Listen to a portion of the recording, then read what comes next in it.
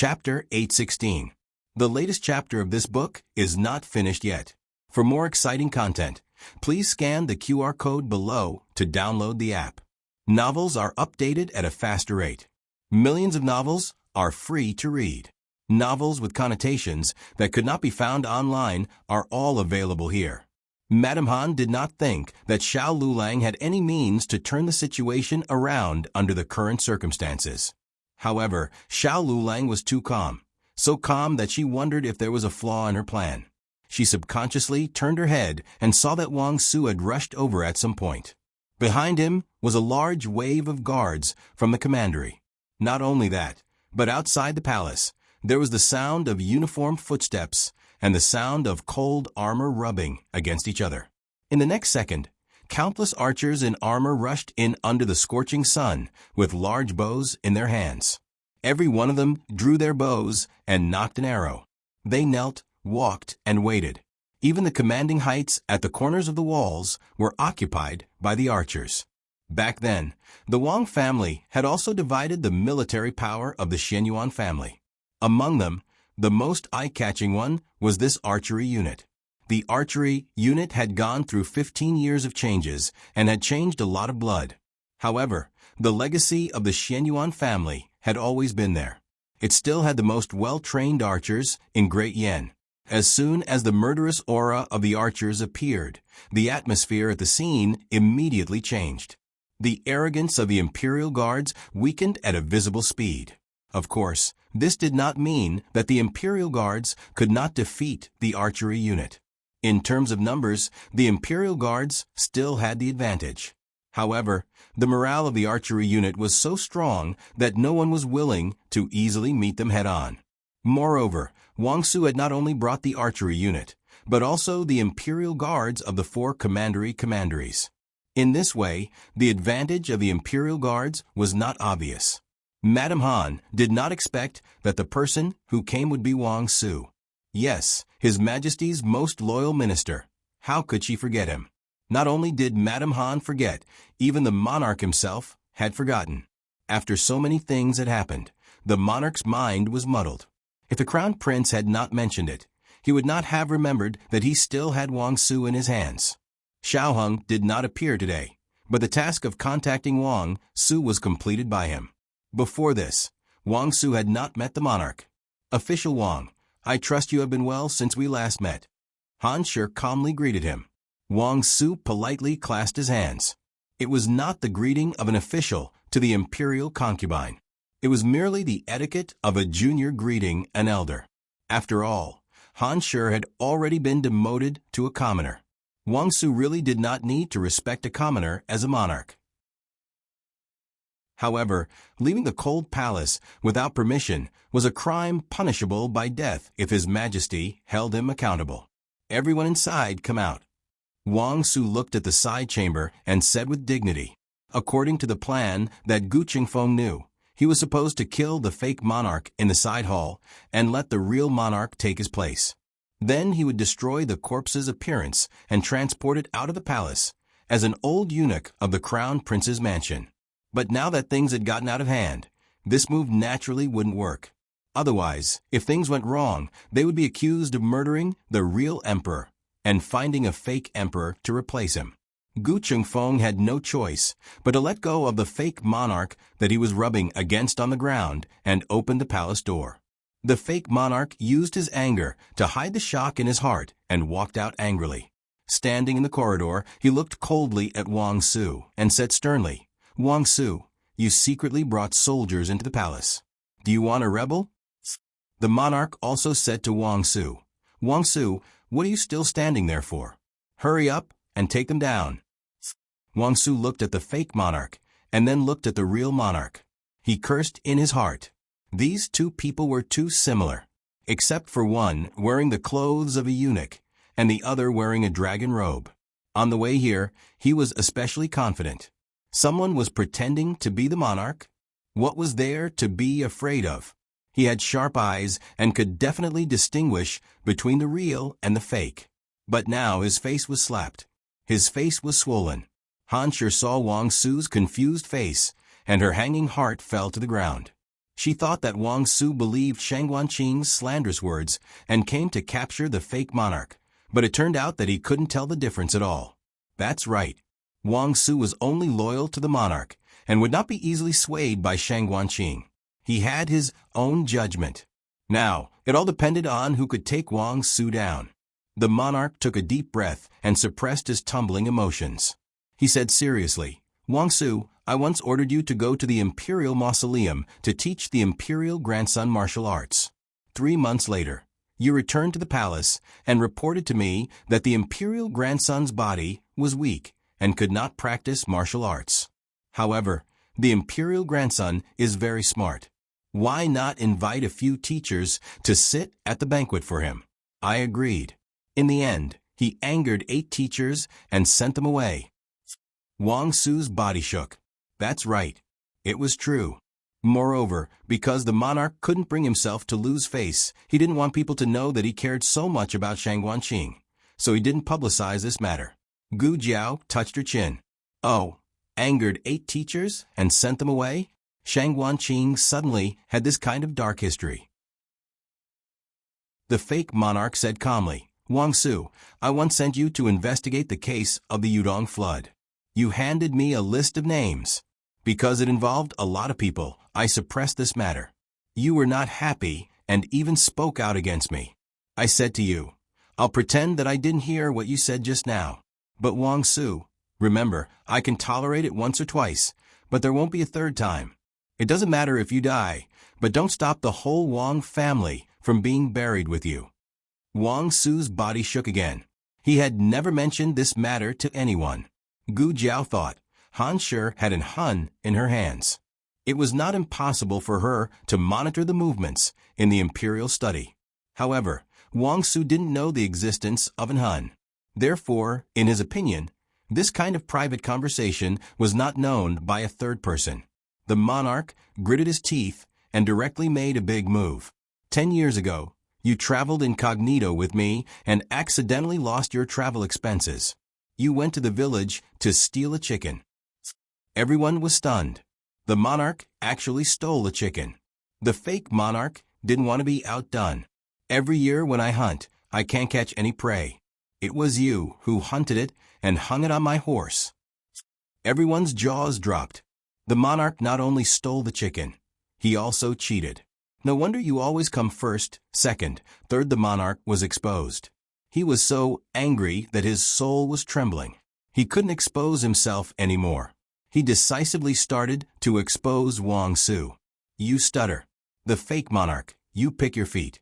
The monarch, you don't behave well when you're drunk. The fake monarch, you don't behave well when you gamble. Wang Su, how did it become exposing my shortcomings? Also, I haven't stuttered for many years. I only stuttered when I first met the emperor. Wait. In a flash, Wang Su had a flash of inspiration and gestured for the two to stop. I remember something.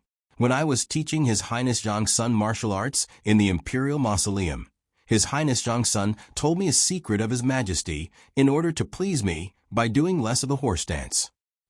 The real and fake monarchs all looked at Wang Su. Wang Su coughed a little embarrassedly and braced himself to say, "His Majesty has a mole on his right butt." In the crowd, someone couldn't help but laugh. Everyone turned to look at him. It was an archer from the Wang family. The archer switched to a serious expression in a second. He pulled the bow fully, as if the person who laughed just now wasn't him. The monarch clenched his fists and gritted his teeth. The corners of his mouth twitched. "Shang Guanqing, I'm going to kill you." A trace of panic flashed through the fake monarch's eyes. He didn't say that he had to pretend to be like this. What? He had to plant a mole on his butt. Han frowned. Although she had been married to His Majesty for many years, the lights were off when she served him in bed. She really didn't pay attention to this. Speaking of which, what kind of naughty child was Shang Guanqing? How could he say such things casually? She had miscalculated. Han certainly understood that with Wang Su's straightforward and honest personality, it was impossible for him to fabricate such a thing out of thin air. So it was true. His Majesty's but really had that kind of thing. Han closed her eyes. "Don't panic. Don't panic. There must be a way to resolve it. Han opened her eyes. Her gaze fell on Wang Su's embarrassed face. She laughed sarcastically and said, Lord Wang, when you taught His Highness Zhongsun in the Imperial Mausoleum, His Highness Zhongsun was just a child. How could you take a child's nonsense seriously? Han originally wanted to say that she had been married to His Majesty for many years.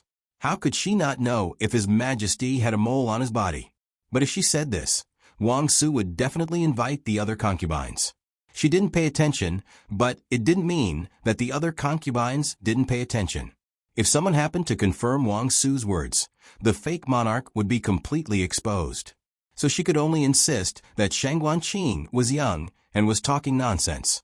Han sure said with a smile that was not a smile, Official Wang, could it be that you are in cahoots with them? Are you deliberately using this to prove that His Majesty is a fake monarch? Wang Su solemnly said, I'm not in cahoots with anyone. I'm only loyal to His Majesty. Han sneered, but His Majesty clearly doesn't have what you said. And I don't mind telling you. This crown prince is a fake. They pretended to be the crown prince in front, and then found someone who looked similar to him to pretend to be the monarch. You must not fall into their trap. Gu Chengfeng exploded. Hey, I pretended to be the crown prince so that I could enter the palace and overthrow you. You old hag substituted the plum tree for the peach tree. You're the guilty one who accuses the victim first. Han said, Lord Wang, he admitted it. The words of His Highness Zhongsun's child are not to be trusted. You should quickly arrest this group of rebels and bring them to justice. Wang Su's expression became complicated. Gu Chengfeng heard the footsteps of death. It's over. Wang Su is also going to fall into that old hag's trap. If the words of His Highness Zhongsun's child are not to be trusted, then what about this monarch's words? Accompanied by a noble and low voice, a handsome and elegant man in a silver robe walked over with his head held high. Han Shu's expression changed. How could it be him? The person who came was none other than the monarch's younger brother, the young princess's father, Lord Yanshan. The latest chapter of this book is not finished yet. For more exciting content, please scan the QR code below to download the app. Novels are updated even faster. Millions of novels are free to read. Novels with connotations that can't be found on the internet are all available here. https://www.zhbqg.com/89642_896428060/1060244497. HTML Genius remembered this website's address in 1 second. www.zhbqg.com Bikuga mobile reading website. zhbqg.com. Chapter 817. The latest chapter of this book is not finished yet. For more exciting content, please scan the QR code below to download the app. Novels are updated faster. Millions of novels are free to read. Novels with connotations that can't be found on the internet are available here. This invisible battle was too much for both sides to take in. If it could be said that the monarch had forgotten about Wang Su in a moment of hot-headedness, then Han Shu had neglected Yan Shanjun in a moment of carelessness. She only cared about guarding against Shangguan Yin, Shangguan Qing, and the state preceptor's hall. Why did this happen? First, it was her own negligence. The other reason was that Yan Shanjun was not in Chengdu. Even if he was, his presence was very low. Although he was favored by the king, he built his mansion in the outer city. Was there such a carefree prince? Han Shu's heart flashed with panic. The development of the situation was somewhat out of her control.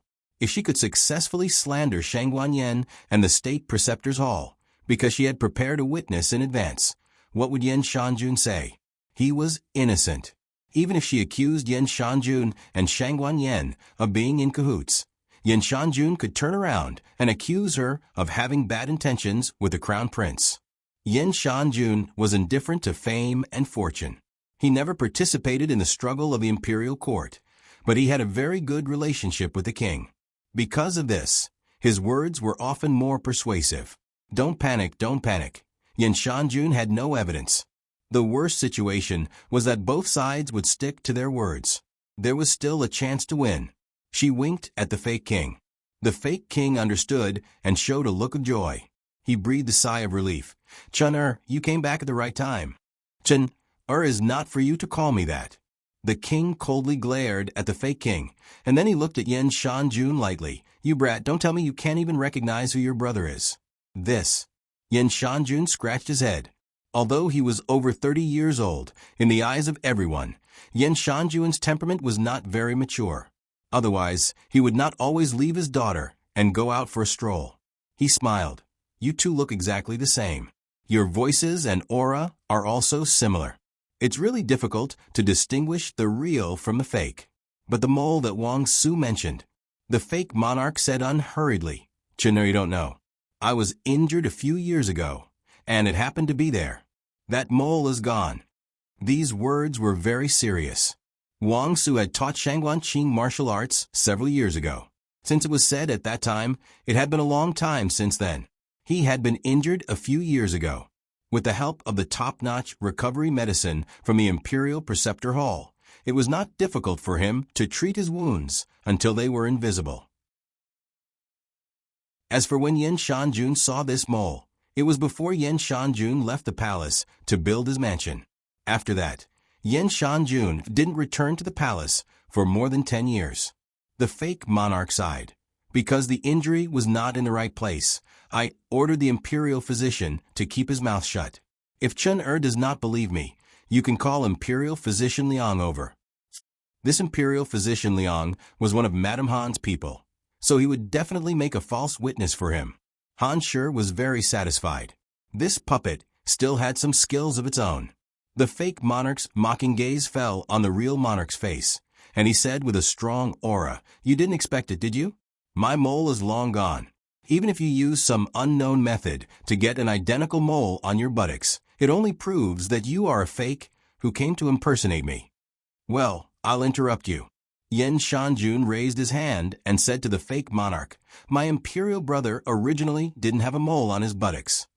The fake monarch was stunned. What? No mole?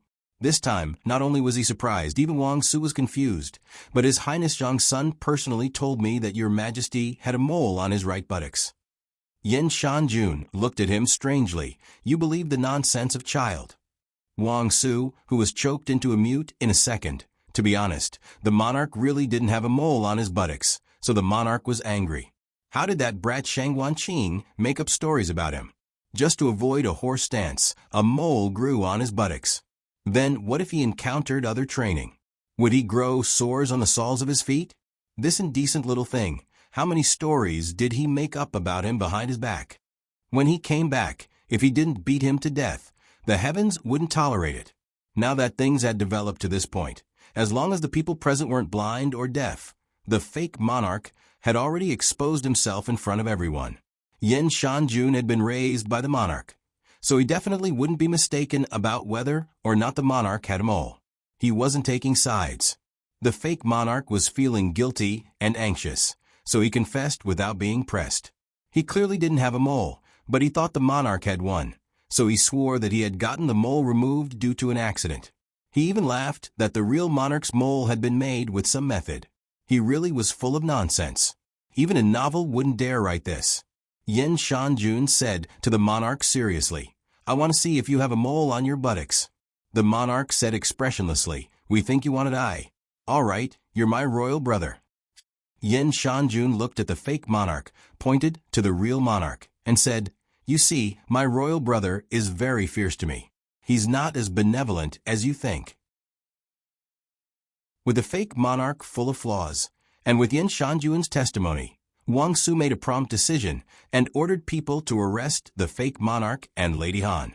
Gu Qingfeng was quite surprised. Wang Su didn't look that smart, but when it was time to be decisive, he was never careless. Perhaps this was the reason why the monarch put him in an important position. Wang Su said sternly, Imperial guards, you'd better not obstruct, or you'll be punished for the crime of rebellion. Some people in the Imperial guards hesitated. The deputy commander, Han Fu, couldn't be arrested without putting up a fight. Especially, at this stage, the soldiers below might be exempted, but the soldiers above them would definitely be put to death. He pulled out the long sword at his waist. Protect the Empress and His Majesty. Kill our way out. With his order, the Imperial Guards in the front row immediately pulled out their long swords and surrounded Lady Han and the fake monarch. When the others saw this, they were influenced and also pulled out their swords to follow. The monarch's face darkened. These were all soldiers of the Yen Kingdom, but they were going to fight on the battlefield. Wang Su and his deputy blocked the monarch and Yen Shanjun respectively. Then he raised his hand and said with a determined look, "Archers, get ready." The bowstrings were pulled to the fullest, making a tight creaking sound. The scene was suddenly filled with a strong murderous aura. Han Fu said loudly, "Kill them." Wang Su waved his hand. Release the arrows. The Imperial Guards fell one by one, and screams intertwined. On Wang Su's side, it wasn't a one-sided victory. There were some brave soldiers in the Imperial Guards, and they successfully protected the fake monarch and Lady Han and rushed out of the Zhanghe Palace. Gu Jiao climbed up the rockery in 3 steps and used the momentum to jump onto the roof. She said to an archer beside her, "Give me the bow." "Who are you? Why should I give it to you?" The archer obediently gave the bow to Gu Jiao. Gu Jiao pulled the bow with her right hand and pulled the arrow with her left hand. She aimed at the direction the fake monarch escaped and shot an arrow through his heart. The archer was stunned. At such a long distance, at such a tricky angle, how did a little eunuch like him hit the target? Even if it was half an inch off, it would have hit the neck of the Imperial Guard from the rearguard commandery. The fake monarch fell to the ground, and a drop of blood splashed out. Lady Han immediately cried out in alarm. "Your Majesty!" She couldn't lose her biggest chess piece. She turned back to help him, but Han Fu grabbed her arm. Han Fu gritted his teeth and said, "Your Highness, it's too late. Leave, quickly." Lady Han said unwillingly, "But His Majesty, Han Fu said loudly, "He is not His Majesty. He can't be saved." Lady Han looked at the fake monarch lying in a pool of blood with red eyes. This was the chess piece she had spent more than 10 years carefully cultivating. How could he be so easily destroyed? She didn't even have time to use him properly. She didn't want to. Han Fu cut down an Imperial Guard from the rearguard commandery. "Your Highness, if you don't leave now, you really will die here." Gu Jiao knocked an arrow again. The bowstring was pulled to its limit, making people feel like it would break at any moment. The archer to the side even held his breath.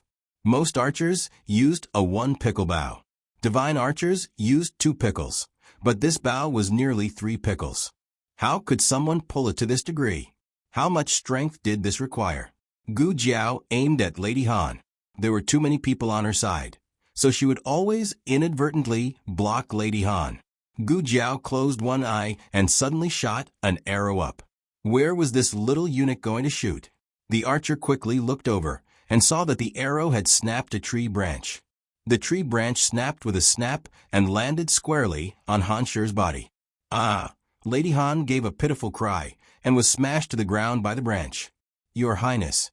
Han Fu dealt with the surrounding Imperial Guards while moving closer to Lady Han. The archer had already stopped wondering why a little eunuch knew how to shoot arrows. He obediently handed over an arrow. Gu Jiao shot an arrow at Lady Han's head. Ka! A sword light slashed out, forcefully cutting off the arrow that Gu Jiao shot out. It was an Han. And Han pushed aside the tree trunk that was pressing down on Madame Han and pulled out 2 arrows that were stuck in the corpses of the Imperial Guards. He suddenly turned around and threw them at Gu Jiao. The newest chapter of this book is not finished yet. For more exciting content, please scan the QR code below to download the app. Novels are updated even faster. Millions of novels are free to read. Novels that can't be found online are all available here. https://www.zhhbqg com/89642826/10602296/106022981. HTML Genius memorized this website's address in 1 second. www.zhhbqg.com Bikugo mobile reading website. zhhbqg.com. Chapter 818. The newest chapter of this book is not finished yet. For more exciting content, please scan the QR code below to download the app. Novels are updated even faster. Millions of novels are free to read. Novels that cannot be found on the internet are all available here. And Hun's strength was fast and fierce. Although he did not have a bow, it was still much faster than a normal hidden weapon. The archer noticed this expert's actions. The arrow seemed to be aimed at the eunuch beside him, but it would also hurt him. But the arrow was too fast. He could not dodge it. The archer's body froze on the spot. Gu Jiao grabbed him and dodged to the side. The two arrows flew past the roof where the two of them were originally hiding. With a terrifying force, the arrows nailed into the eaves behind, cutting off a piece of the eaves. When the archer saw this scene, he swallowed hard. He could not imagine that if this eunuch did not react quickly, his head would have been cut off. And Hun's main goal was to save Miss Han. The two arrows just now were a warning to Gu Jiao and also to buy time for his rescue. He did not continue to tangle with Gu Jiao. He brought Miss Han, and under the protection of Han Fu and the others, he killed his way out of the encirclement. Gu Jiao would not let him leave so easily. In the 3 years of internal strife in her dream, although the instigator was Miss Han, and Han also contributed a lot. Many aristocratic families came to assassinate Miss Han, but because of Hun's interference, they all failed. To kill Miss Han, she must first kill Han. Gu Jiao grabbed the bow. "Give me the quiver." "Yes." The archer immediately handed the quiver on his back to Gu Jiao. Gu Jiao took the quiver and quickly ran in the direction where Miss Han and Han left. The archer suddenly reacted. "Wait, what did I mean when I said yes? He is just a eunuch. How can I bow down and listen to his orders?" He even handed over his bow and arrow obediently. "Hey, be careful." Damn it. What he wanted to say was, "Give it back to me." Why did it suddenly change when it was at the tip of his tongue? On the ground, there was an endless stream of soldiers from the rearguard commandery and the Wang family. It was not easy for Hun to bring Han Shi along. Once he used his qinggong to soar into the air, he was like a live target exposed to Gu Jiao. At first, Hun didn't realize how accurate Gu Jiao's archery skills were. Who would have thought that when he used his qinggong for the first time, Gu Jiao's arrow pierced through his sleeve? And Hun frowned. Before Gu Jiao could shoot the second arrow, he struck out a palm towards Gu Jiao. Gu Jiao had already anticipated that he would retaliate, so she immediately dodged after shooting the first arrow. There was no second arrow at all. This is what I call predicting your prediction. On the other hand, Gu Jiao rolled around on the roof. It looked like she was dodging, but in fact, she was secretly pulling the bowstring. The moment she stabilized herself on one knee, the arrow in her hand left the bowstring and shot one of the Han family's trusted aides. He screamed and fell to the ground. The rearguard commandery soldiers in front of him heard the scream and turned around. Only then did they realize that this person was holding a sword in his hand. It was obvious that he was trying to sneak an attack on them. He looked at the eunuch on the roof, who saved his life, and nodded gratefully. Then he put more effort into killing the enemy. Gu Jiao continued to chase after Hun. In terms of martial arts, Gu Jiao, who had not recovered her full strength, was not Hun's match. However, Gu Jiao's archery skills were superb. Even someone as strong as Hun was suppressed by Gu Jiao's archery skills. This was something that Hun did not expect. He originally thought that he was just a soldier who made a name for himself in the Black Wind camp. He didn't expect him to be an archer with godly strength. This kid seemed to be born for the battlefield. And Hun no longer jumped up to be Gu Jiao's living target. He led Han Shi and killed their way out from the ground. Gu Jiao couldn't kill an Han, so she killed the Han family's trusted aides. As Han Fu fought, he faintly felt that something was wrong. However, when he turned around, the Han family's trusted aides around him had all been shot. Han Fu's first reaction was that the Wang family's archers were so powerful. If he had known, he would have taken the archery unit into his hands. However, in the next second, he realized that the person who killed so many of his trusted aides wasn't the Wang family's archers. It was the eunuch who escorted the monarch into the palace. Sweat dripped down and washed away the disguise on Gu Jiao's face. Han Fu saw the red birthmark on the left side of her face. His eyes trembled. Xiao Lulang, as a trusted aide of the Han family, he gritted his teeth at the new commander of the Black Wind Camp. Not only did he see the real person during the selection, he also saw Gu Jiao's portrait in private. This kid was the nightmare of the Han family. After Han Fu injured an imperial guard with his sword, he planned to chase after Gu Jiao. Gu Jiao ignored him. She was no match for him. Wang Su flew up and blocked Han Fu with his sword. Surnamed Han, don't even think about escaping. Han Fu was tightly entangled by Wang Su and couldn't escape. The two of them crossed swords and soon they were engaged in a bloody battle. The Imperial Guards of the Rearguard Commandery and the Wang family's archery unit were almost one-sided against the Imperial Guards led by Han Fu. Gu Jiao wasn't worried about the situation in the palace. She directly chased after An Hun and Han Shi. She chased out of the palace. The Black Wind King was already waiting outside. She grabbed the reins and nimbly jumped onto the horse. The Black Wind King chased after An Hun's aura. An Hun didn't choose to enter the bustling streets. Instead, he turned into an old street with few people. It didn't look good for hiding, but it was easier to escape because the roads were clear. When Gu Jiao chased An Hun to an abandoned winery, she and the Black Wind King clearly felt an unusual murderous aura. Gu Jiao tightened the reins and the person and horse came to a stop. The surroundings were very quiet. Even the sound of the wind seemed to have stopped. Gu Jiao could clearly hear her and the Black Wind King's breathing. Suddenly, there was a sudden movement from the east. Gu Jiao quickly drew her bow and aimed at the east. However, she suddenly shot towards a thatched roof in the southeast. A figure suddenly flew out from behind the roof. It was An Hun. An Hun's eyes flashed with surprise. "Kid, you didn't fall for it. I have a whole new level of respect for your archery skills. Why don't you kneel down and kowtow out to me and call me master? I don't want your life." Gu Jiao took out an arrow from the quiver on her back and put it on the bowstring. "I think you should be the one kowtowing. How arrogant. Take this." An Hun opened his arms and flew up. His black robe fluttered in the wind. He was like a bloodthirsty bat, attacking Gu Jiao mercilessly. Gu Jiao sat on the horse and didn't dodge. An Hun's eyes flashed with surprise, but he didn't stop. Seeing that he was about to hit Gu Jiao, a fist suddenly appeared from behind Gu Jiao and collided with An Hun's palm. An Hun's arm went numb. He frowned and somersaulted in the air and landed outside the winery. When he saw the other person's appearance, he snorted coldly. "It's you again." Long he stood in front of Gu Jiao and looked at him expressionlessly.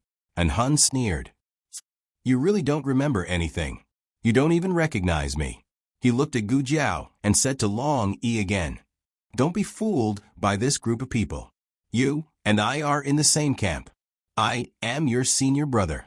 You failed your mission that year. If I were you, I would obediently go back and ask for forgiveness. Get out of the way and don't interfere. I can pretend that you didn't collude with the people of Zhao all these years. When I go back, I won't expose you." Long Yi didn't get out of the way, and Hun's eyes darkened. "It seems that you refuse a toast only to be forced to drink a forfeit. Do you really think that I can't beat you? You look down on me too much." As soon as he finished speaking, he suddenly activated his whole body's internal force. Gu Jiao was very sensitive to the aura of death soldiers. She clearly felt that An Hun's aura was much stronger than before. How could he improve so quickly in just a few days? Although it was true that the Death Warrior had become stronger through repeated breakthroughs, the extent to which he had become stronger was simply too shocking. Was it related to the purple grass poison that he had been infected with? If it was true, then Long Yi was at a disadvantage. In these years, in order to improve his strength, Hun had many life and death duels with people. Long Yi didn't have such an opportunity in Zhao country. Sure enough, in this round of confrontation, Hun obviously had the upper hand. In order to end the battle quickly, Hun pulled out his sword from his waist. Long Yi also pulled out his sword. This was the first time that Gu Jiao saw Long Yi use his sword. These two were worthy of being senior brothers. Their swordsmanship was exactly the same. Both of them focused on speed. Often, before one move was finished, the other had already followed. Gu Jiao's eyes turned very quickly. She simply couldn't keep up with them. Such fast swordsmanship. Just from the confrontation, Hun had the upper hand no matter if it was in terms of moves or internal force. Hun's sword slashed at Long Yi's left arm. Long Yi swung his sword to block. Hun coldly said, "I have been practicing martial arts diligently all these years.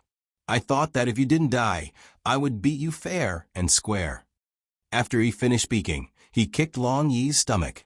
Who would have thought that he didn't kick Long Yi? Instead, his arm was cut by Long Yi's sword. Hun frowned.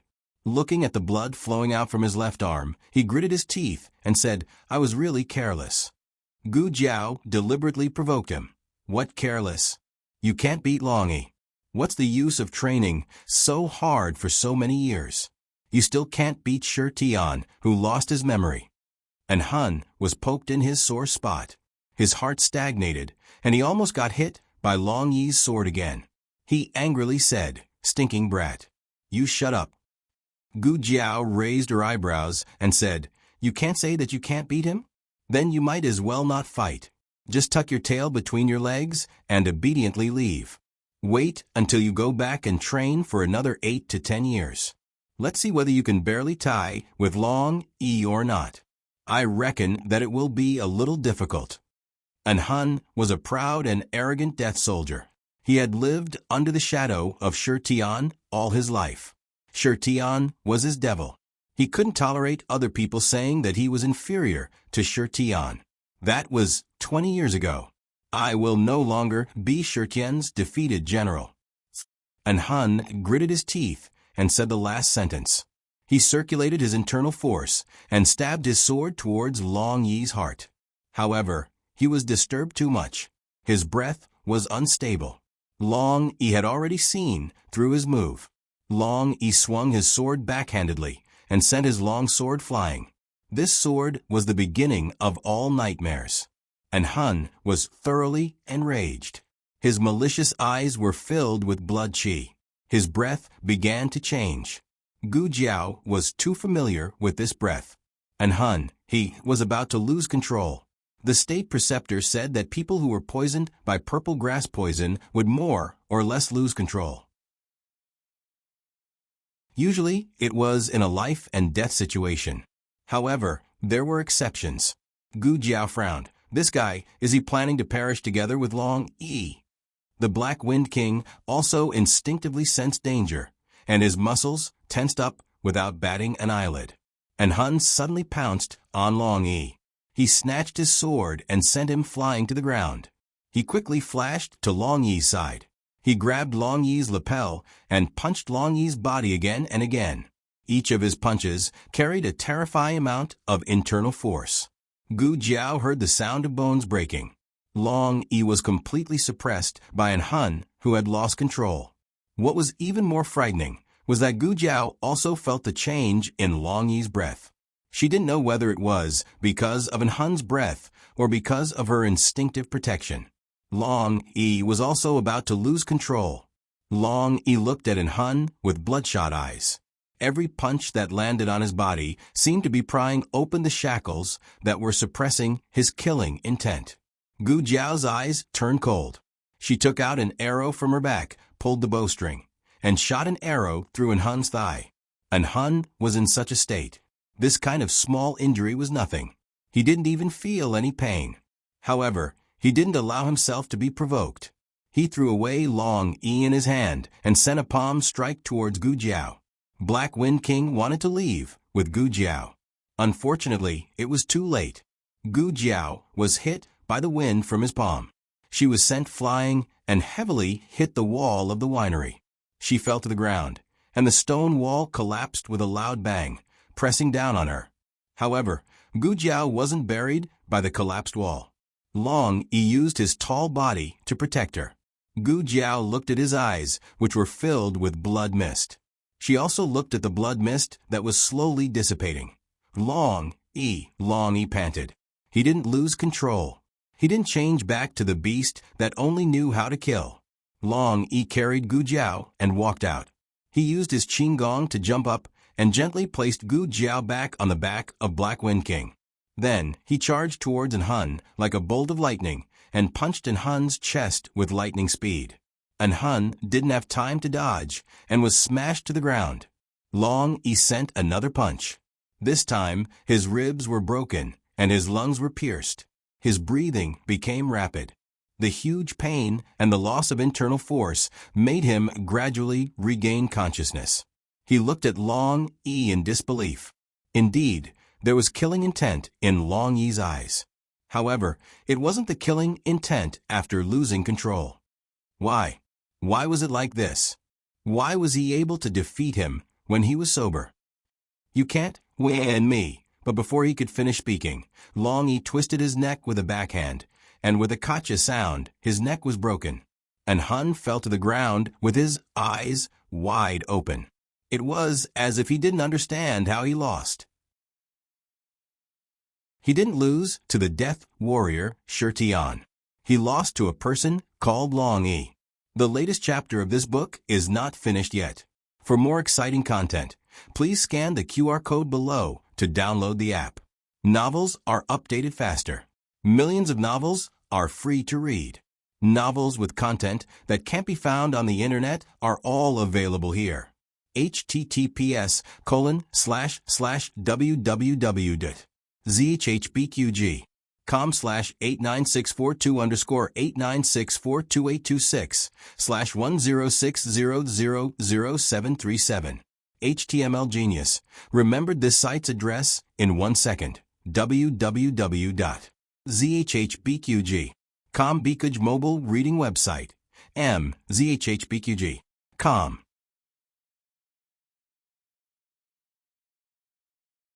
Chapter 819. The latest chapter of this book is not finished yet.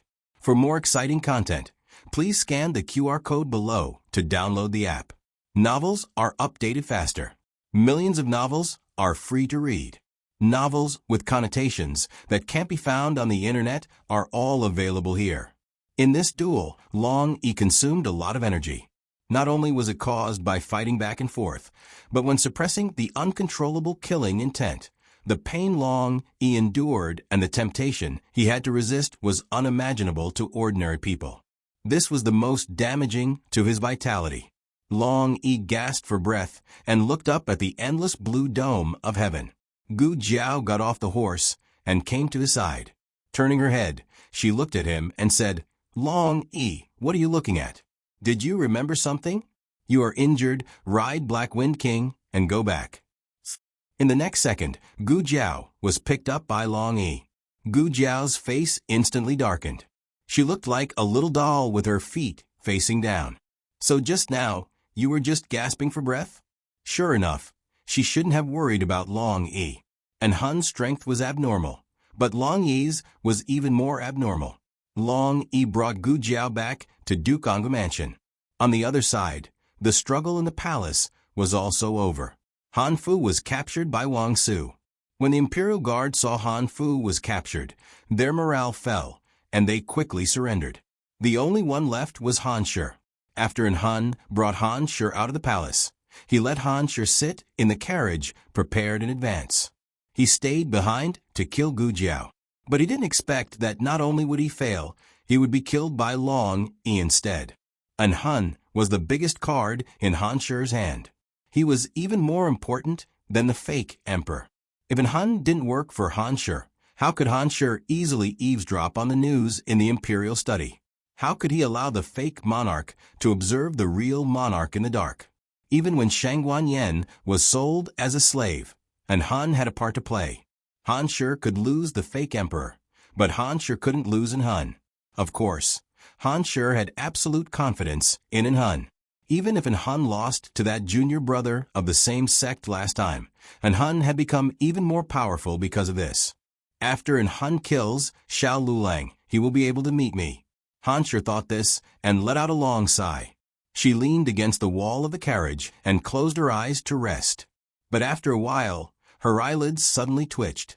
Immediately after, she felt uneasy, as if something bad was about to happen. She frowned and said, "Did Xiao Lulang catch up?" No, with Han blocking him, he wouldn't even know how he died. "I think you're the one who's dead." Gu Chengfeng descended from the sky and landed on Han Shi's carriage. He kicked off the carriage driver and mercilessly dragged Han Shi down from the carriage. Although he respected the elderly and loved the young, he could forget about this kind of vicious old witch. Gu Chengfeng did not control his strength, and Han Shi was pulled down from the carriage.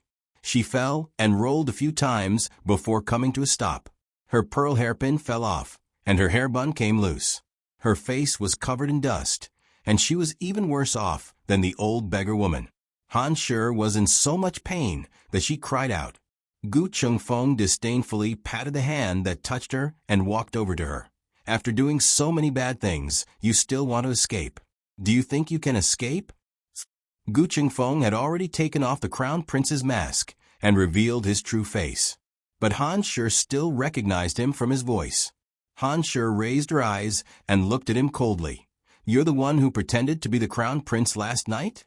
If you let me go, I can your uncle?"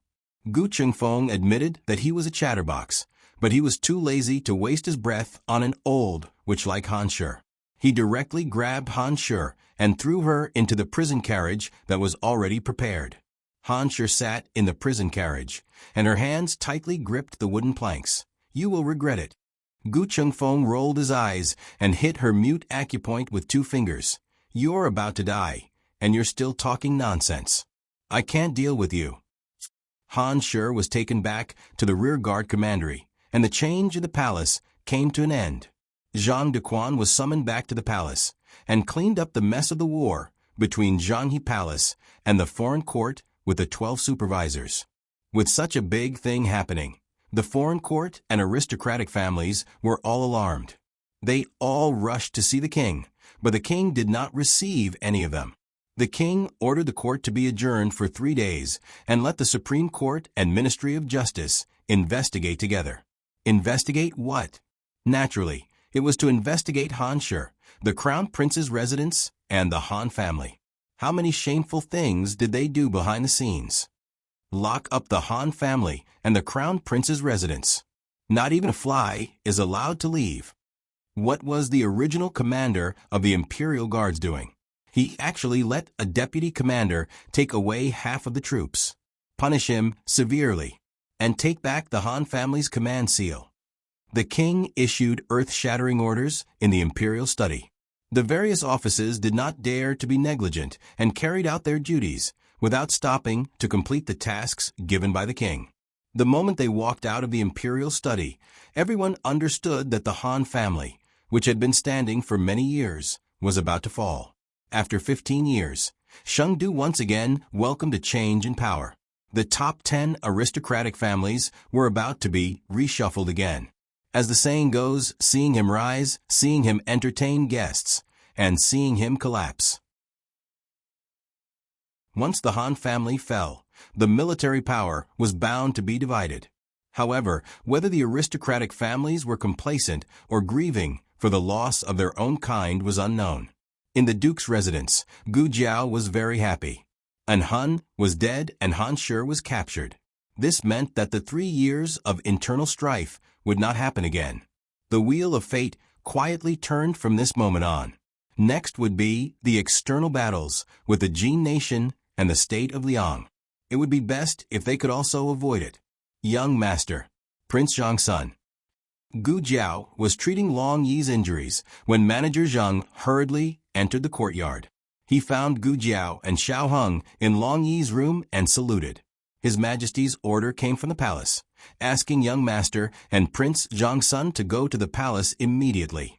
Gu Jiao wrapped the last bandage on Long Yi's body and told him not to move. Then she entered the palace with Xiao Heng. In the imperial study, Shang Wenyan and Yin Shanjun were also there. Just now, in the Zhanghe Palace, Gu Jiao was fully vigilant against an Hun who could appear at any time, so she did not pay much attention to the little princess's father, Yin Shanjun. Now that she was in the mood to look at him, Gu Jiao found that he was a real beauty. Yin Shanjun was the son that the Empress Dowager had given birth to for the late emperor. He was younger than the monarch by almost 60 years. He was in his 30s this year, but perhaps because he had nothing on his mind, his eyes had the innocence and clarity of a young man. This made him look younger than his actual age. He had 2 big walnuts in his right hand, looking handsome and elegant. In addition, Gu Jiao also noticed a detail. His eyes were amber, lighter than ordinary people's eyes. "You are the first person who dares to stare at me like this." Yin Shanjun smiled and put his face in front of Gu Jiao. "How is it? Am I good-looking?" "Oh, not as good-looking as him." Gu Jiao pointed at Xiao Heng. Yin Shanjun, he was shocked. The king faintly glanced at the two and said, "Okay, I called you here for a serious matter." Yin Shanjun quickly adjusted his expression and became serious and solemn. It seemed that this younger brother was still in awe of the king. Shangguan Yen did not sit in a wheelchair today. Did they not need to disguise themselves? The first thing. The king looked at Shangguan Yen and said, "Where's Shangguan Qing?" Shangguan Yan's expression stiffened. She blinked guiltily and pointed at Xiao Heng. "Isn't he right here?" The king slapped the table with a cold face. "Do you really think that I can't recognize my grandson? Shangguan Qing doesn't eat fennel." "Oh, fennel. There was such a thing. The cook of the House of Duke would put fennel in the dishes. So it was the filling that was exposed in the past 2 days." The king stared at Shangguan Yen with disappointment. "You, as a mother, don't even know such a small thing." Shangguan Yen felt wronged and whispered, "I also did make fennel for him. How can I afford to eat such expensive spices?" It was very hard to live in the imperial mausoleum. Okay? Yin Shanjun looked at Xiao Heng. "Isn't that Qing? They really look alike." The king looked at Xiao Heng with heavy eyes. "Who are you?" Yin Shanjun was also very curious about Xiao Heng's identity. He didn't avoid his eyes and waited for Xiao Heng's answer. Xiao Heng said calmly, "Who I am is not important. Your Majesty only needs to understand that everything is a temporary measure. The third princess and the crown prince's eldest grandson are deeply persecuted by the crown prince's residents, the Han family and the Nangong family. They had no choice but to do this. The real imperial grandson is very safe. When everything calms down, the third princess will take him back to Xingdu." The king took a deep look at Xiao Heng. His hand on the armrest clenched a little. "It doesn't matter who you are?" "Yes. You don't want glory and wealth. I don't want. You don't want power and fame. I don't want." Xiao Heng looked straight into the monarch's eyes. There was not a trace of evasion in his gaze. He was magnanimous and spoke from the bottom of his heart. The king swallowed the words that were about to come out of his mouth. The king angrily picked up the tea on the table and took a sip. Gu Jiao glared at the king fiercely. "You're fierce to my husband again. Try being fierce again. I'll beat you." Digression. Today is also the day I want the monthly ticket. The latest chapter of this book is not finished yet. For more exciting content, please scan the QR code below to download the app. Novels are updated faster. Millions of novels are free to read. Novels with content that can't be found on the internet are all available here.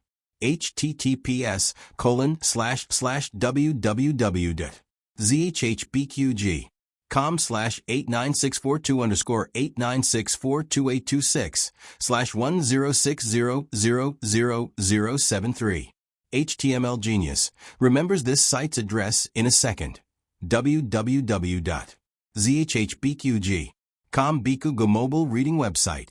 zhhbqg.com.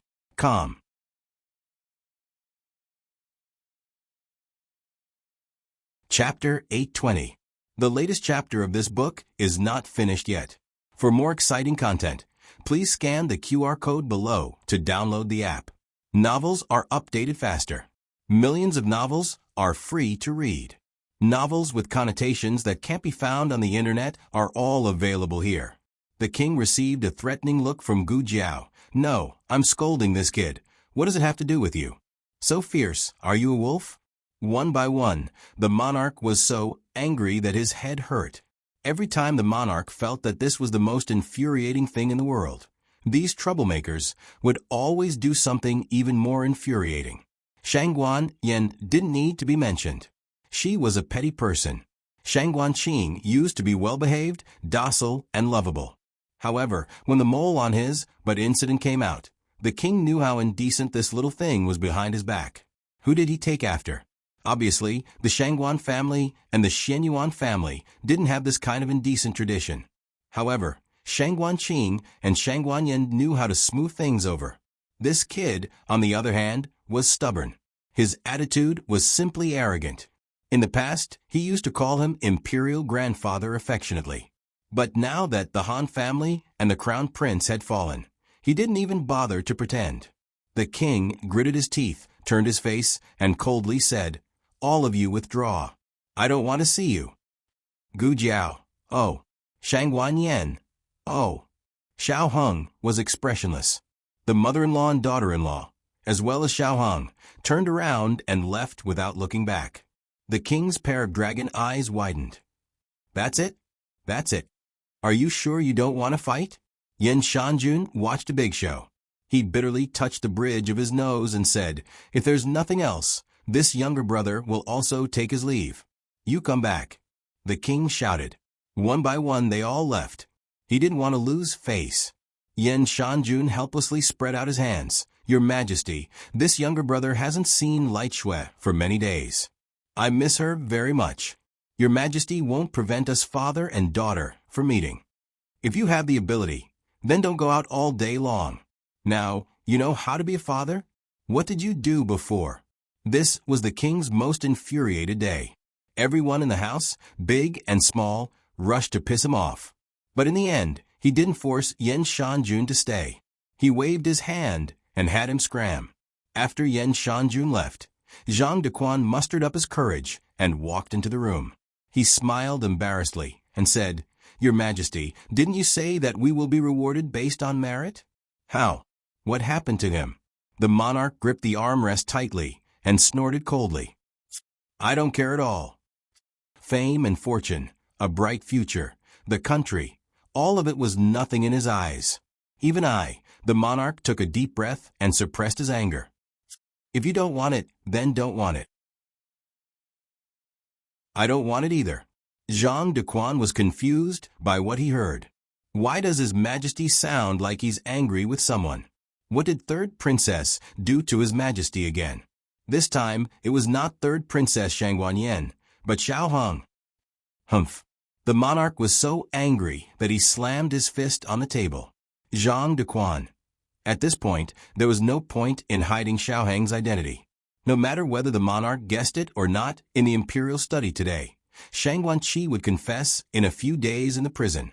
Shangguan Qi instigated the Nangong family to pursue Xiao Heng again and again. Once this crime was established, another aristocratic family would fall. The 10 great aristocratic families were not innocent. The accounts that should be settled would be settled. However, there were priorities for everything. If the enemy was in front of them, the aristocratic families must preserve their strength first. Shangguan Yan and Xiao Heng had no objection to this point. A person couldn't be swayed by the hatred in his heart. It was never too late to take revenge, but it couldn't be late to protect.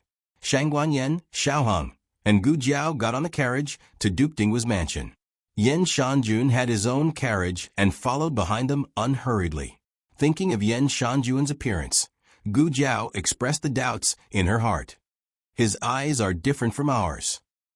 People from the Central Plains rarely had that kind of eye color.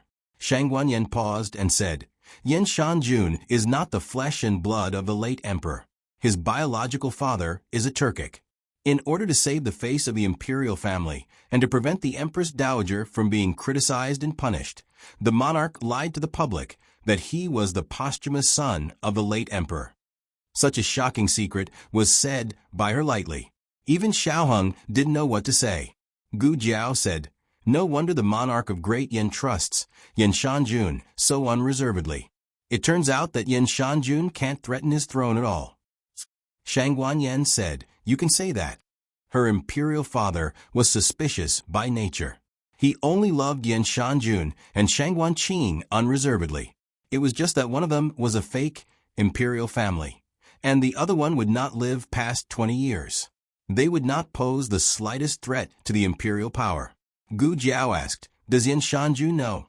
Shang Guanyin said, He knows, but he doesn't care. The Empress Dowager had a son in her old age. Not long after giving birth to him, she passed away. He was brought up by the monarch. His elder brother is like a father. The monarch really loves him, and he also really respects the monarch. This is rare in the imperial family. Gu Jiao was deeply proud. After all, there is no interest involved. Shang Guanyin sighed. Yin Shanjun is a bit playful. He has been unwilling to get married. Little Junju is his daughter from a one-night stand outside. He was not mature enough to be a responsible father. As a result, after the monarch raised him, he also had to raise his daughter for him. It was really hard on him. What are you saying about me? Yin Shanjun's carriage suddenly drove to their carriage. Yin Shanjun used his fan to open their curtains. Little niece, are you itching for a beating? Shang Guanyin chuckled and said, I've fought with 7th uncle so many times, but 7th uncle seems to have never won against me. In the end, whose skin is itching? Although Yin Shanjun's seniority was high, he and Shang Guanyin were similar in age and grew up together. When they were young, they often fought with each other. Shang Guanyin relied on the excellent bloodline and teachings of the Xianyuan family to crush Uncle Little Qi. The corner of Yin Shanjun's mouth twitched. The fear of being dominated by Shang Guanyin welled up in his heart. He clenched his teeth. This face can't be recovered in this lifetime. His eyes fell on Xiaoheng's face. He smiled and said, Your son doesn't seem to know martial arts. Was he bullied when he was young? This son of yours, there was a lot of information in this sentence. Shang Guanyin and the other two's expression didn't change in the slightest, as if they didn't hear this sentence. Xiaoheng said, No, I have long E. Whoever dared to bully him was beaten into a sandbag by Long E. Yin Shanjun, who was trying to regain his confidence from Xiaoheng, was speechless. Stop the car, Yin Shanjun said. He got out of his carriage and sat in Duke Mansion's carriage. Shang Guanyin looked at this 7th uncle, who she had beaten since childhood, and asked in an incomparably cold voice, Why do you want to squeeze into our carriage? Yin Shanjun opened his folding fan and said with a smile, Little Qi, Uncle is afraid that you will feel awkward. They are a loving couple, but you are standing here. Don't you think that you are redundant? Gu Jiao opened her eyes wide and seriously nodded her head. Shang Guanyin was dumbfounded. You, how did you know? Yin Shanjun pointed his folding fan at Gu Jiao's throat and said with a smile like a spring breeze. When she spoke, her Adam's apple didn't move. In the imperial study, not only Gu Jiao observed Yin Shanjun also always paid attention to Gu Jiao. From a certain point of view, he and Gu Jiao were bold and careful people. Ordinary people would be embarrassed to always stare at others, but these two were magnanimous. Hey, are you my grandnephew's wife? This sentence was also a trap. Once Shang Guanyin said yes, it would be tantamount to admitting that Xiaoheng was his nephew. If Shang Guanyin said no, it would only be denying that Gu Jiao and Xiaoheng were husband and wife, not denying that Xiaoheng and Shang Guanyin were mother and son. Shang Guanyin glared at him. Why do you always like to dig a hole for people? Yin Shanjun laughed and fanned himself with his folding fan, saying, Then 7th uncle will use a secret to exchange with you. Shangguan Yen disdainfully snorted. What valuable secret can you have? Yen Shanjun mysteriously smiled. For example, the truth of the Xianyuan family's destruction? The three people pricked up their ears at the same time. Although I shouldn't laugh when talking about such a serious matter, can the three of you not be so synchronized?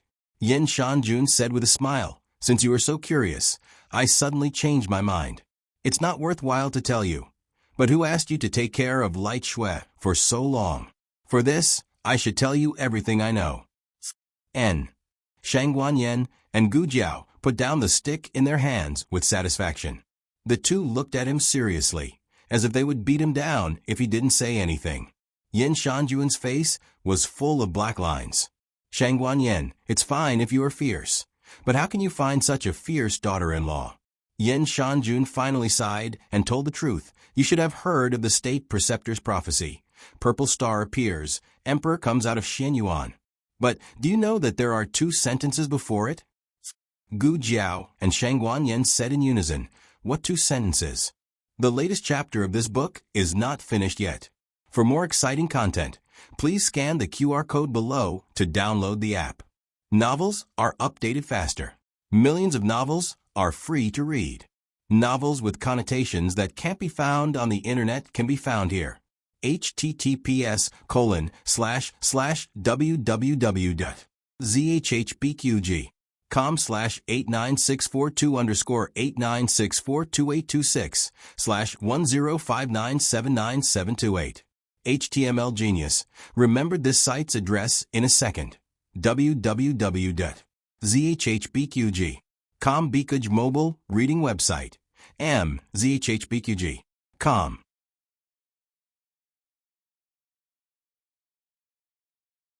Chapter 821.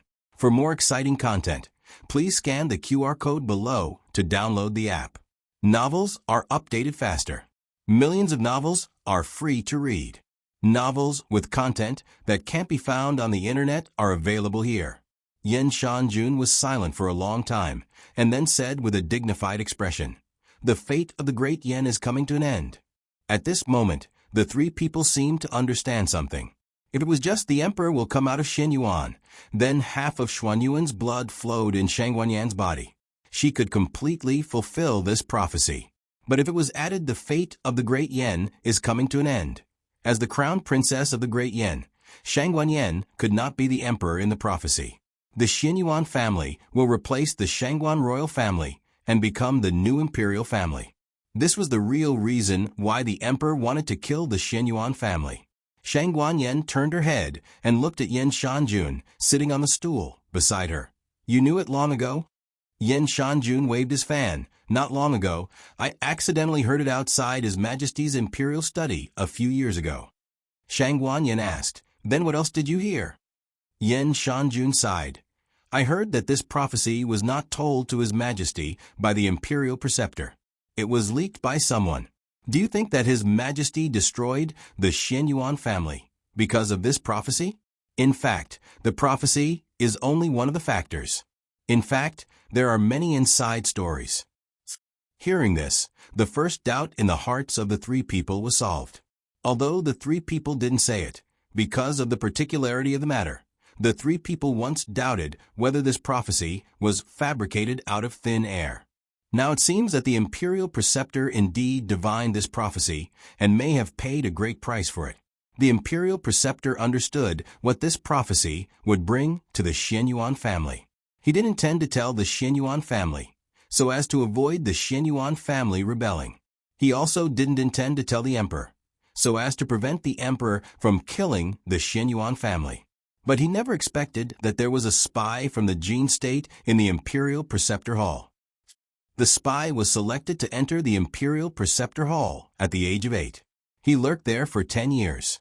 During these 10 years, he didn't show the slightest flaw. Finally, he gained the trust of the imperial preceptor and became the imperial preceptor's first disciple. He was also present when the imperial preceptor divined. When the news spread, the state preceptor realized that he had been betrayed. The imperial advisor punished him, but unfortunately, it was too late. The monarch and the Xianyuan family had already heard the prophecy. The Xianyuan family originally had no mortal intentions, but the Xianyuan family also knew that with the king's suspicious personality, it was hard for him not to be wary of them. The Xianyuan family was already prepared to hand over their military power and return to their fields. However, at this moment, the Jin and Liang kingdoms made their move. The Jin state was the first of the 6 states, and it was the Jin state that divided the status of the 6 states. During the heyday of the Jin state, none of the other states could compete with it, and it had the absolute hegemony. Later on, the Liang nation rose and was recognized by the Jin nation. The Liang nation became the second upper nation. And if Great Yan wanted to be ranked as one of the great kingdoms, it would have to be recognized by both the Great Jin and the Great Liang. These 2 countries were naturally unhappy. In those years, in order to stop the rise of the Great Yan kingdom, the Jin and Liang kingdoms started many wars at the border. Not only that, they also secretly supported the civil forces of the Great Yan kingdom to rebel. However, they did not expect that the Great Yan kingdom, which was in such a precarious state, would be held back by the Xianyuan family. Xianyuan Li's red tasseled spear caused everyone to tremble in fear. Countless brave generals of the Jin and Liang kingdoms fell under Xianyuan Li's red tasseled spear. The Jin and Liang kingdoms were defeated and did not dare to invade for many years. However, the good times did not last long. The Jin and Liang kingdoms had always refused to accept the Great Yan kingdom as an upper nation, because they knew that the Great Yan kingdom with the Xianyuan family was too powerful. Once it was allowed to develop, one day, the Xianyuan army would trample the mountains and rivers of the Jin and Liang kingdoms. Everything was so coincidental. When they were racking their brains to think of a way to deal with the Great Yan kingdom and the Xianyuan family, the prophecy of the state preceptor appeared. Their envoys took the initiative to come to the Great Yan kingdom and proposed a very tempting condition to the Great Yan kingdom's monarch: destroy the Xianyuan family, and they would accept the Great Yan kingdom as one of the 3 upper nations. Not only would they share the right to use the sea and many islands with the Great Yan kingdom, they would also allow the Great Yan kingdom to seize the remaining 3 lower nations with them. Becoming an upper nation was not only an honor, but also a lot of practical benefits. It would be a lie to say that the Great Yan kingdom was not tempted. At that time, the monarch had 2 choices. 1. Let Xianyuan Li lead the army to attack the Jin and Liang kingdoms until they were convinced. 2. Accept the conditions proposed by the Jin and Liang kingdoms. The monarch chose the second option. Gu Jiao said, "That's right." Yen Shanjun sighed regretfully. At that time, the Xianyuan family had the strength to fight against the armies of the 2 upper nations. However, if they really won, it would increase the Xianyuan family's reputation among the people. They already had enough merit to overshadow the monarch. Did they still have to give the merit of becoming an upper nation to the Xianyuan family? Thinking about the prophecy, how could the monarch dare to let the Xianyuan family become stronger? Yen Shanjun continued, "There is also a small reason. The Great Yan kingdom has been in chaos for many years, and the treasury is in deficit. It is true that we can't afford to fight anymore." Gu Jiao glanced at him and said indifferently, "If we seize a few more mansions of corrupt officials, won't we be able to fill up the treasury?" Yen Shanjun coughed lightly and said, "That's why I said it was a small reason, not the main reason." Gu Jiao thought of what Nan Gongli said to her before he died. Therefore, he did not say Jingyang, but Jin and Liang.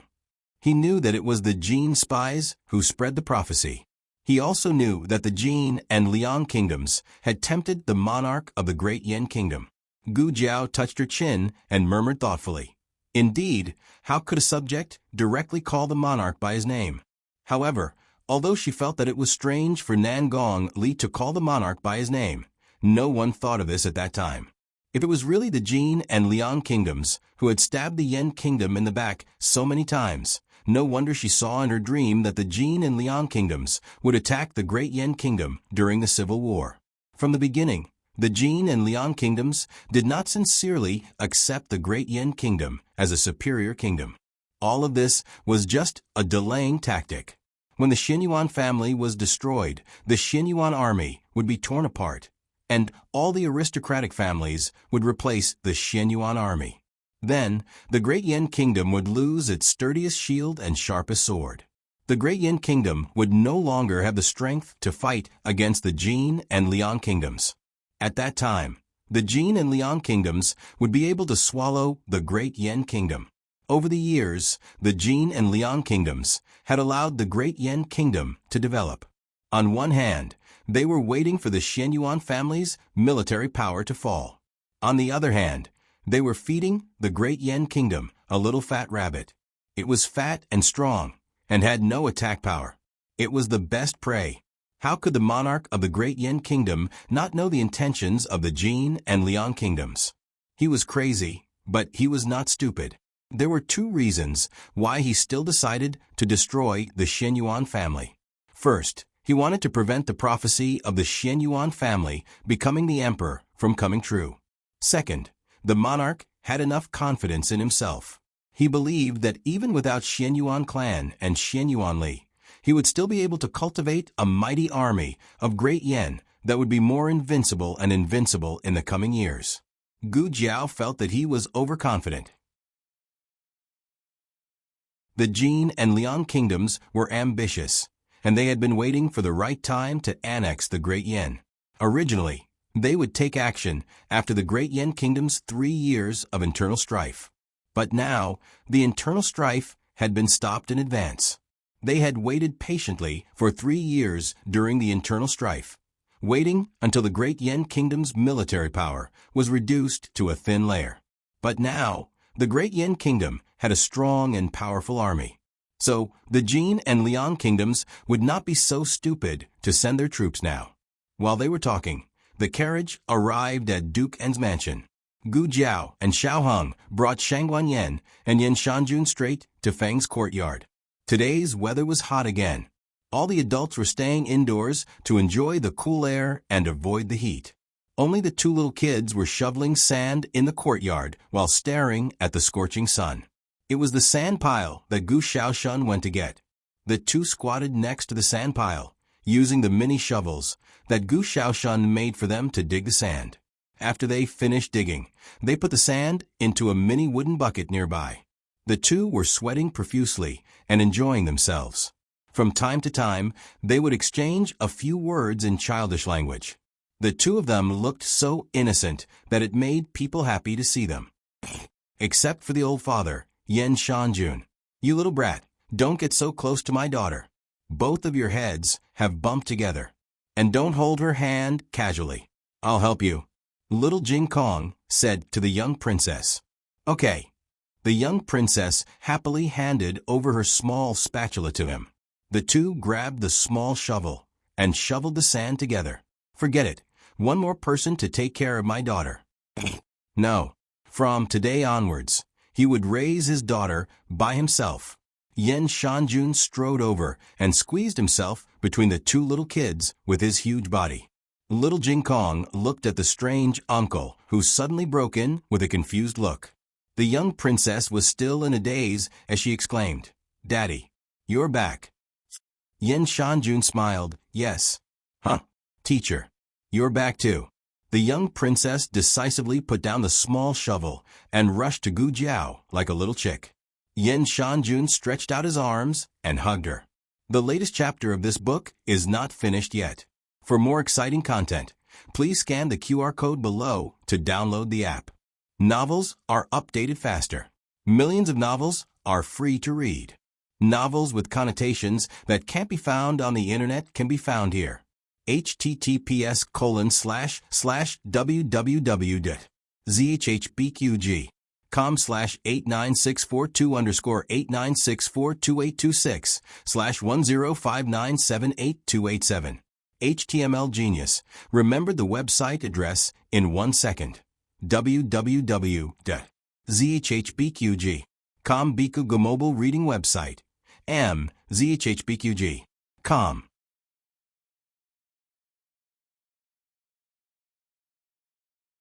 Chapter 822. The latest chapter of this book is not finished yet.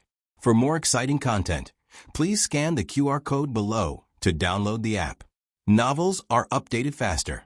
Millions of novels are free to read. Novels with content that can't be found on the internet can be found here. Little Jing Kong was a polite child, especially to his classmate's father. He felt his old father's embarrassment and thought, should I give him a hug? Hello, Light Shue's father. In the end, he chose to shake his little hand very seriously. He could only give Jiao Jiao a hug. Yen Shanjun, who was not comforted, the little princess introduced her father to Gu Jiao, and then introduced her friends and teacher to her father. Yen Shanjun then knew that this little girl was his daughter's teacher. What does she teach you? Killing people? In the palace, he saw this little girl like a killing god, shooting down the Han family's henchmen with 1 arrow, 2 arrows, and 2 arrows. This little girl was simply a born archer. Riding. The little princess said in a cute voice, Young master, Xiao is my equestrian teacher. Yen Shanjun secretly sighed in relief. Equestrian skills, fortunately. Gu Jiao touched her little head. Next time, I'll teach you archery. Yen Shanjun's body shook. His mind inexplicably flashed with a bloody scene of his dear daughter drawing her bow and shooting an arrow through the enemy's head. His little lady, don't become like that. The 2 little people went to play happily again. A certain little lady had no intention of sticking to her father. Yen Shanjun felt a deep sense of helplessness. He just went out for a trip. How come his daughter is not his anymore? Gu Jiao glanced at Yen Shanjun and stepped back to her room. When she walked past Yen Shanjun, she stuck out her little chest. She signaled with her eyes that the seniority was equal. Shang Guanyan also straightened her back and walked in front of him. Humph, the seniority is higher. This is what it means to raise the seniority of the whole family by one's own strength. The speechless Yen Shanjun. Gu Jiao first went to the side of Long Yi, wanting to see the injury of Long Yi. She remembered that before leaving, she had repeatedly warned Long Yi not to move randomly. She also didn't know whether he was obedient or not. If by any chance he moved the bandage and gauze, then the wound would easily get infected. But the moment she stepped into the room, the corner of her mouth fiercely twitched. She saw that Long Yi was still maintaining the posture she had seen before she had left. Half twisted his body, 1 hand in front of his body, and the other hand was raised high above his head. He was motionless, as if he wanted to spike the ball. Long Yi, what are you doing? She walked over and asked. Long Yi still didn't move, but his eyeballs moved a bit, as if to say, hey, I didn't move. Gu Jiao covered her eyes. Was that what she meant? You were so disobedient in the past. Why did you only listen to this sentence? Gu Jiao faintly felt that Long Yi was waiting for her to praise him. So strange, why did I read this feeling from his eyes? Gu Jiao looked at the gauze wrapped around his arm and waist and decided to praise him. Long Yi is really great, really obedient. Okay, you can move now. Always standing like this, isn't he afraid of muscle stiffness and cramping? Before she finished sighing, Long Yi stopped his posture and took out a box of charcoal. Obedient Long Yi should be rewarded. And now it was time for Long Yi to use the charcoal. Gu Jiao. Falling into a pit is still okay? The Crown Prince and Madame Han were handed over to the Supreme Court, and the Supreme Court's Chancellor personally tried the case of the fake monarch. Mother and son were imprisoned in different torture rooms. At first, both of them were very stubborn, but if the Supreme Court's Chancellor didn't even have this little bit of means, then he would have sat on the throne in vain. The Crown Prince was a tough nut to crack, but he also had a weak spot, and his weak spot was his mansion's little daughter, who was only 2 years old. In order to extort a confession, the Supreme Court's Chancellor didn't hesitate to bring his little daughter and let him look at her through the door, then took her to the next room. Next door, his little daughter's frightened cry came, and the Crown Prince suddenly panicked. Stop. Stop for this emperor. She is the Princess of Great Yen. You can't treat her like this. The Supreme Court's Chancellor coldly said, committing such a monstrous crime, do you think you can still be a prince? Your crime is more serious than Shang Guanyan's that year. You are not as favored as her, and your whole family will be demoted to commoners. Father, Wu Hua, "I'm scared, father, I'm scared." Next door, his little daughter's cry was heart-wrenching, and the crown prince's willpower was completely defeated. His hands firmly pulled his sleeves, and with red eyes, he gritted his teeth and said, "Don't hurt her. I'll tell you. I'll tell you everything." Next door, Gu Chengfeng rubbed his throat that was almost smoking. Imitating a child's voice was really too difficult. In fact, it was not that similar. But separated by a wall, the crown prince's mind was in a mess, and his head was hot, so the crown prince didn't quite hear it. The crown prince confessed his crime. This time, the palace coup had little to do with him. He didn't know the Han family's plan in advance. His biggest mistake was refusing to believe that the emperor in the palace was fake, but he didn't have time to cause substantial harm. He also didn't know that the Han family led troops to encircle and suppress the emperor. His main crime was to frame the real imperial grandson, Xiaoheng. The Supreme Court's chancellor recorded while setting off stormy waves in his heart. Who would have thought that the imperial grandson would have such an inside story? Where is the real imperial grandson? Who is Shang Guanqing's real identity? The Supreme Court's chancellor asked. The crown prince lightly said, "You have to ask Shang Guanyan about this. This emperor doesn't know." How could he waste his energy on a fake imperial grandson? As for Xiaoheng, that kid suddenly disappeared from Chengdu, and he couldn't be found even with a lantern. The Supreme Court's chancellor continued to interrogate. "Who did you instruct? The Han family?" The crown prince clenched his fist. "Nangong family. Duke Ongwa's mansion." Gu Jiao, who was holding the brush until her hands were soft, leaned on the table and breathed heavily. Long Yi was resting. He went to look for a new charcoal pencil. Xiaoheng walked into the room with a plate of freshly cut melons and fruits. Seeing Gu Jiao leaning on the table, he walked over and pinched her face, tired. "Gu Jiao, oh no." Her hands were sore. "Eat something." Xiaoheng said, "It's not too cold. The sweetness is just right." Gu Jiao sat up straight and used a skewer to pick up a small piece of honeydew melon, but she didn't hurry to eat, rather paused. Xiaoheng asked, "What's wrong?" Gu Jiao said, "I was thinking about a dream I had a few days ago." Xiaoheng curiously asked, "Oh? What did you dream about?" Gu Jiao thought for a bit and decided not to hide it from him. "I dreamed that Han family used the fake emperor's hand to start civil strife. The 10 great clans killed each other, and Han family and Nangong family, who originally belonged to the crown prince's camp, also fought each other." Xiaoheng deeply looked at her and understood that she saw the future in her dream again. No wonder she knew that the emperor was replaced. Xiaoheng muttered to himself for a moment, then said, "The crown prince needs Han family and Nangong family. He wants to balance the relationship between the two clans, but Han family and Han family desire to be the strongest. From this point of view, Han family and Nangong family are on opposite sides." Gu Jiao nodded her head, "So it's not strange for them to fight." "Then, who won in the end?" Xiaoheng asked. Gu Jiao shook her head. "No one won. In that civil war, there was no true winner.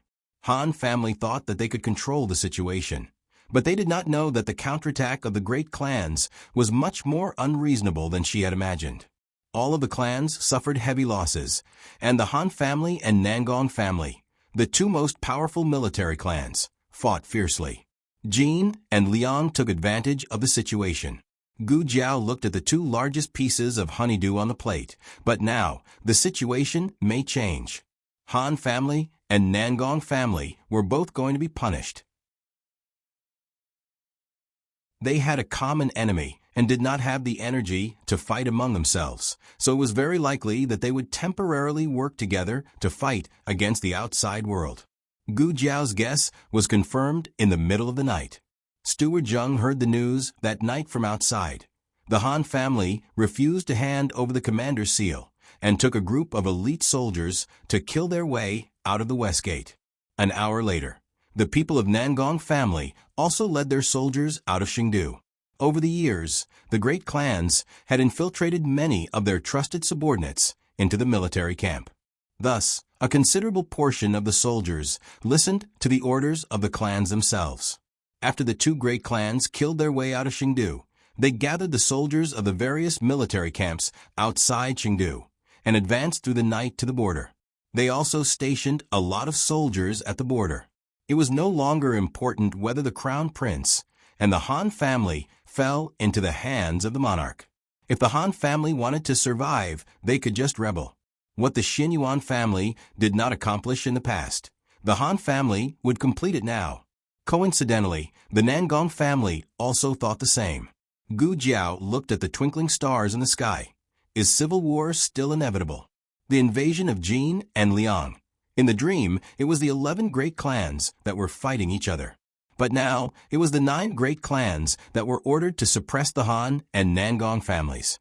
Gu Jiao muttered to herself, what will the Nangong and Han families do when they have nowhere to go? Xiao Heng looked up at the endless night sky. They will open the gate to the border and drive the tiger to swallow the wolf. Digression. The third night watch is here. Is there a monthly ticket for me to sneak in?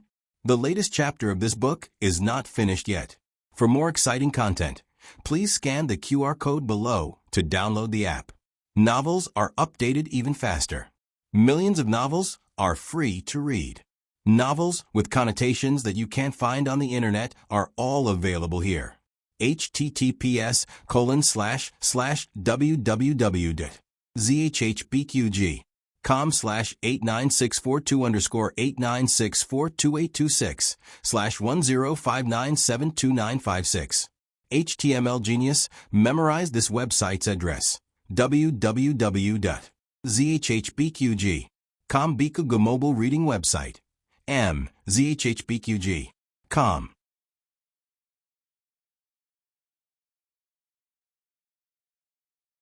Chapter 823. The latest chapter of this book is not finished yet. For more exciting content, please scan the QR code below to download the app. Novels are updated faster. Millions of novels are free to read. Novels that can't be found online are all available here. Xiao Heng's guess was confirmed in the following days. In the middle of August, news came from Tian Shan Pass that the Jin army was heading east. 2 days later, news came from Yanmen Pass that the Liang army was heading east. The Han family and the Nangong family were still on the way and wouldn't reach the border so soon. They should have contacted the border guards through their trusted subordinates. Tian Shan Pass was defended by the Han clan's forces, while Yanmen Pass was defended by the Nangong clan's forces. Although there were other generals, the main generals were the trusted aides of these two clans. As soon as the secret report arrived, the two clans' forces quickly swept away the obstacles and took control of the situation at the border. When the news reached Chengdu, the monarch was so angry that he smashed the inkstone in the imperial study. The eunuchs and maids in the room were so scared that they knelt on the ground. Zhang Dequan didn't even dare to breathe loudly. Who would have thought that after capturing Madame Han and imprisoning the crown prince, the two families would join hands to rebel? They were much more arrogant than the Xinyuan family in the past. The Xinyuan family didn't rebel because they were afraid of being arrested. They knew about the secret agreement between the monarch and the Jin and Liang countries, so they decided to rebel. At that time, only the monarch, Xinyuan Li, and Zhang Dequan were in the imperial study. Zhang Dequan still felt enlightened when he recalled Xinyuan Li's words of righteous indignation. Xinyuan Li said, "Shangguan Jingyang, do you really think that the Xinyuan family is your biggest threat? In order to get rid of the Xinyuan family, you don't hesitate to ask a tiger for its skin. One day, you will regret it." After 16 years, Xinyuan Li's words finally came true. The ambitions of the Jin and Liang countries could no longer be hidden. However, the Yan kingdom didn't have the million soldiers of the Xinyuan family. What could they use to fight against the two great countries? Not to mention that the Han family and the Nangong family had taken away almost half of their troops. How could they fight this war? What chance did they have of winning? If Xinyuan Li was still alive and all the men of the Xinyuan family were still alive, they might have been able to win the war with fewer troops. However, they had all died in battle. Ever since Han Shi revealed her true face, the monarch had not spent a single day without regret. Regardless of whether it was internal or external troubles, as long as the Xian Yuan family was present, there would not be so many demons and monsters. He was afraid that the Xian Yuan family was so powerful that he wanted to exterminate the entire Xian Yuan family for a prophecy. But in the end, Great Yan's empire still fell into a precarious situation. The king took a deep breath and calmed himself down. I still have the army, the Wang clan, and the Mu clan, and the Black Wind cavalry. I might not lose. Report.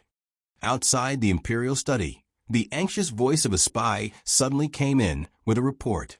Announce it, the monarch said seriously. Zhang Dequan summoned the spy into the imperial study. However, there was more than one spy. Reporting to your majesty, there's an urgent report from Blue Snow Pass. The Chun nation's army is advancing toward the east. Your majesty, the spies have discovered the Zhao army. Reporting to your majesty, the Chishui Pass has discovered the Zhao country's army. Out of the 6 countries in the world, 5 of them were marching towards the Yan kingdom. This was no longer just the invasion of Jin and Liang. Even the other 3 countries were taking advantage of the situation to take a bite of the Yan kingdom's fat meat. If it was in the past, Zhao Chun and Zhao naturally would not have the courage. But now, the news of Jin and Liang sending troops to the Yan kingdom had already shaken the world. The good news of the Han clan and Nangong clan's defection did not escape the eyes of the spies of the other countries. If they did not take a share of the soup now, when would they? The monarch's blood and qi surged.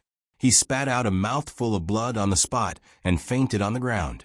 Zhang Dequan hurriedly invited the imperial physician and asked someone to invite Gu Jiao, Shang Wanyan, and Xiao Heng into the imperial palace.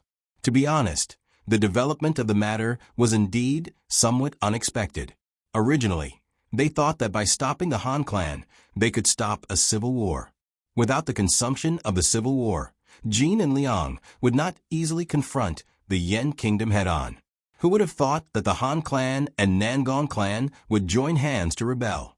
Not only did they bring about civil strife, but they also directly knocked open all the border checkpoints of the Yan kingdom, turning the invasion of the 2 countries into a plundering of the 5 countries.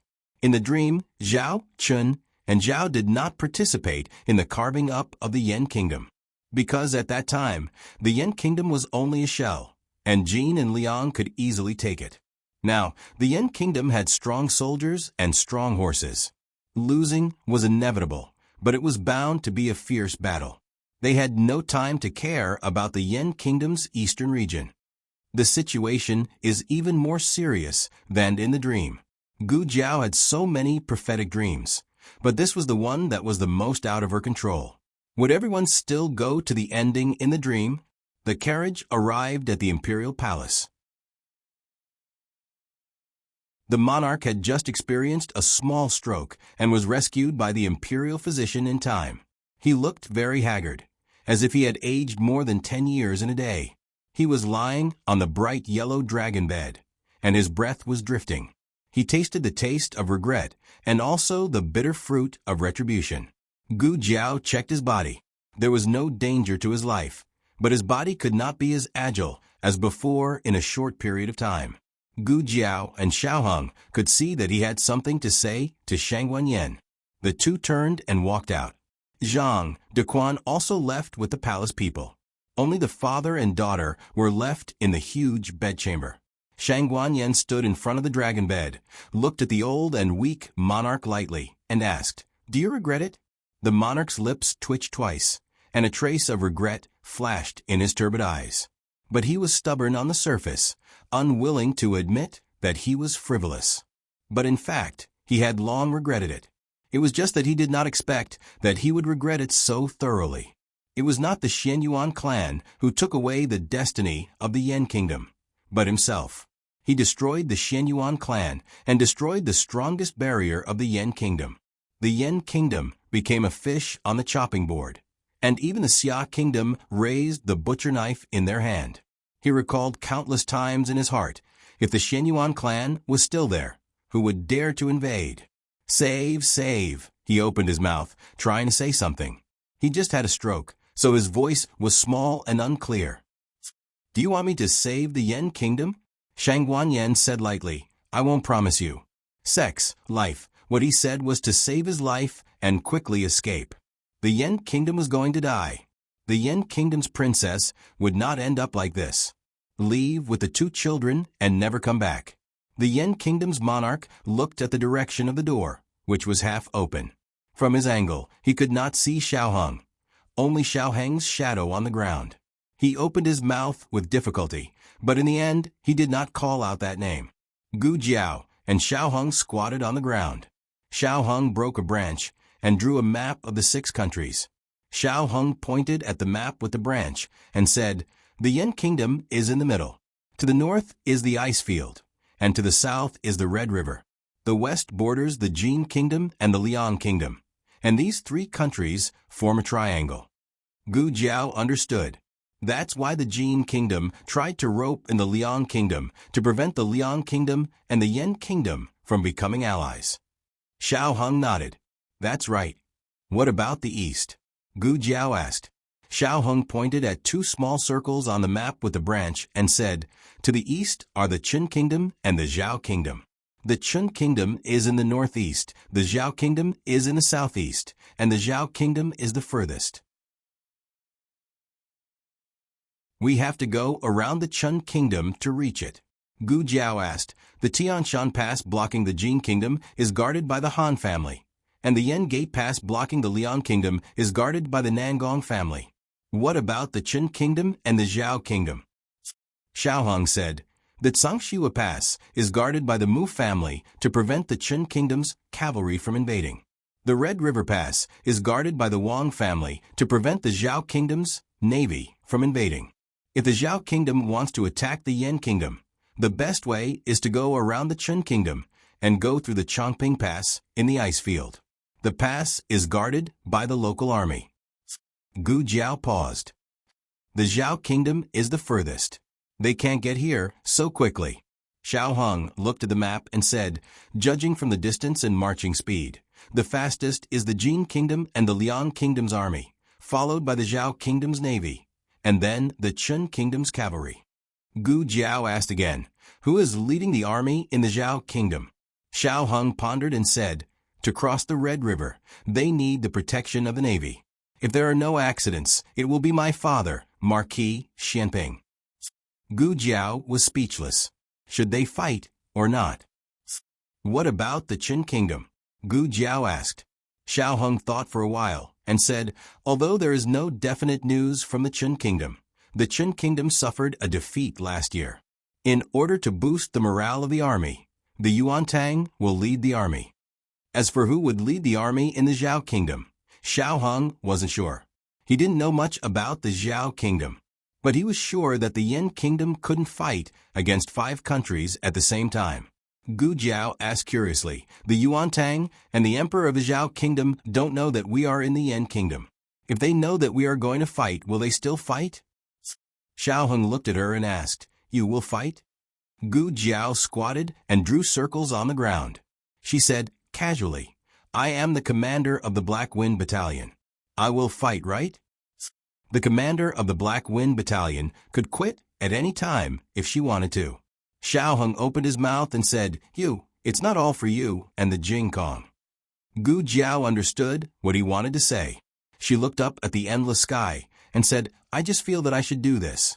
Digression, I'm a bit stuck. Please read it in the afternoon. The latest chapter of this book is not finished yet. Please scan the QR code below to download the app. The novel is more complete and updated faster. Millions of novels are free to read. There are all kinds of novels that you can't find on the internet. https://www.zhpqg.com/8964-2_896/1059560888. HTML Genius, memorize the website's address. www.zhpqg.com Bikaj mobile reading website. zhpqg.com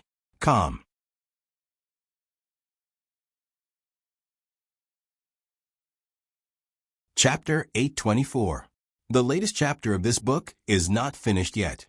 For more exciting content, please scan the QR code below to download the app. Novels are updated faster. Millions of novels are free to read. Novels that can't be found on the internet are available here. While the two were talking, Shang Guanyin came out of the bedroom. Shang Guanyin frowned and pursed her thin lips. Xiao Hong threw away the branch in his hand, pulled Gu Jiao to stand up, and asked Shang Guanyin, "What did the emperor say?" Shang Guanyin frowned and said, "He told us to run away quickly." If he didn't say that, she would have run away with the children. But if he really told her to run away, she didn't want to run away. Sure enough, the human heart is the strangest thing in the world. We can't escape. Xiao Hong said. With the ambition of Jin and Liang, the great Yan royal family and the descendants of Xin Yuan can't escape. As long as the great Yan's mountains and rivers are trampled, there is only one ending waiting for them.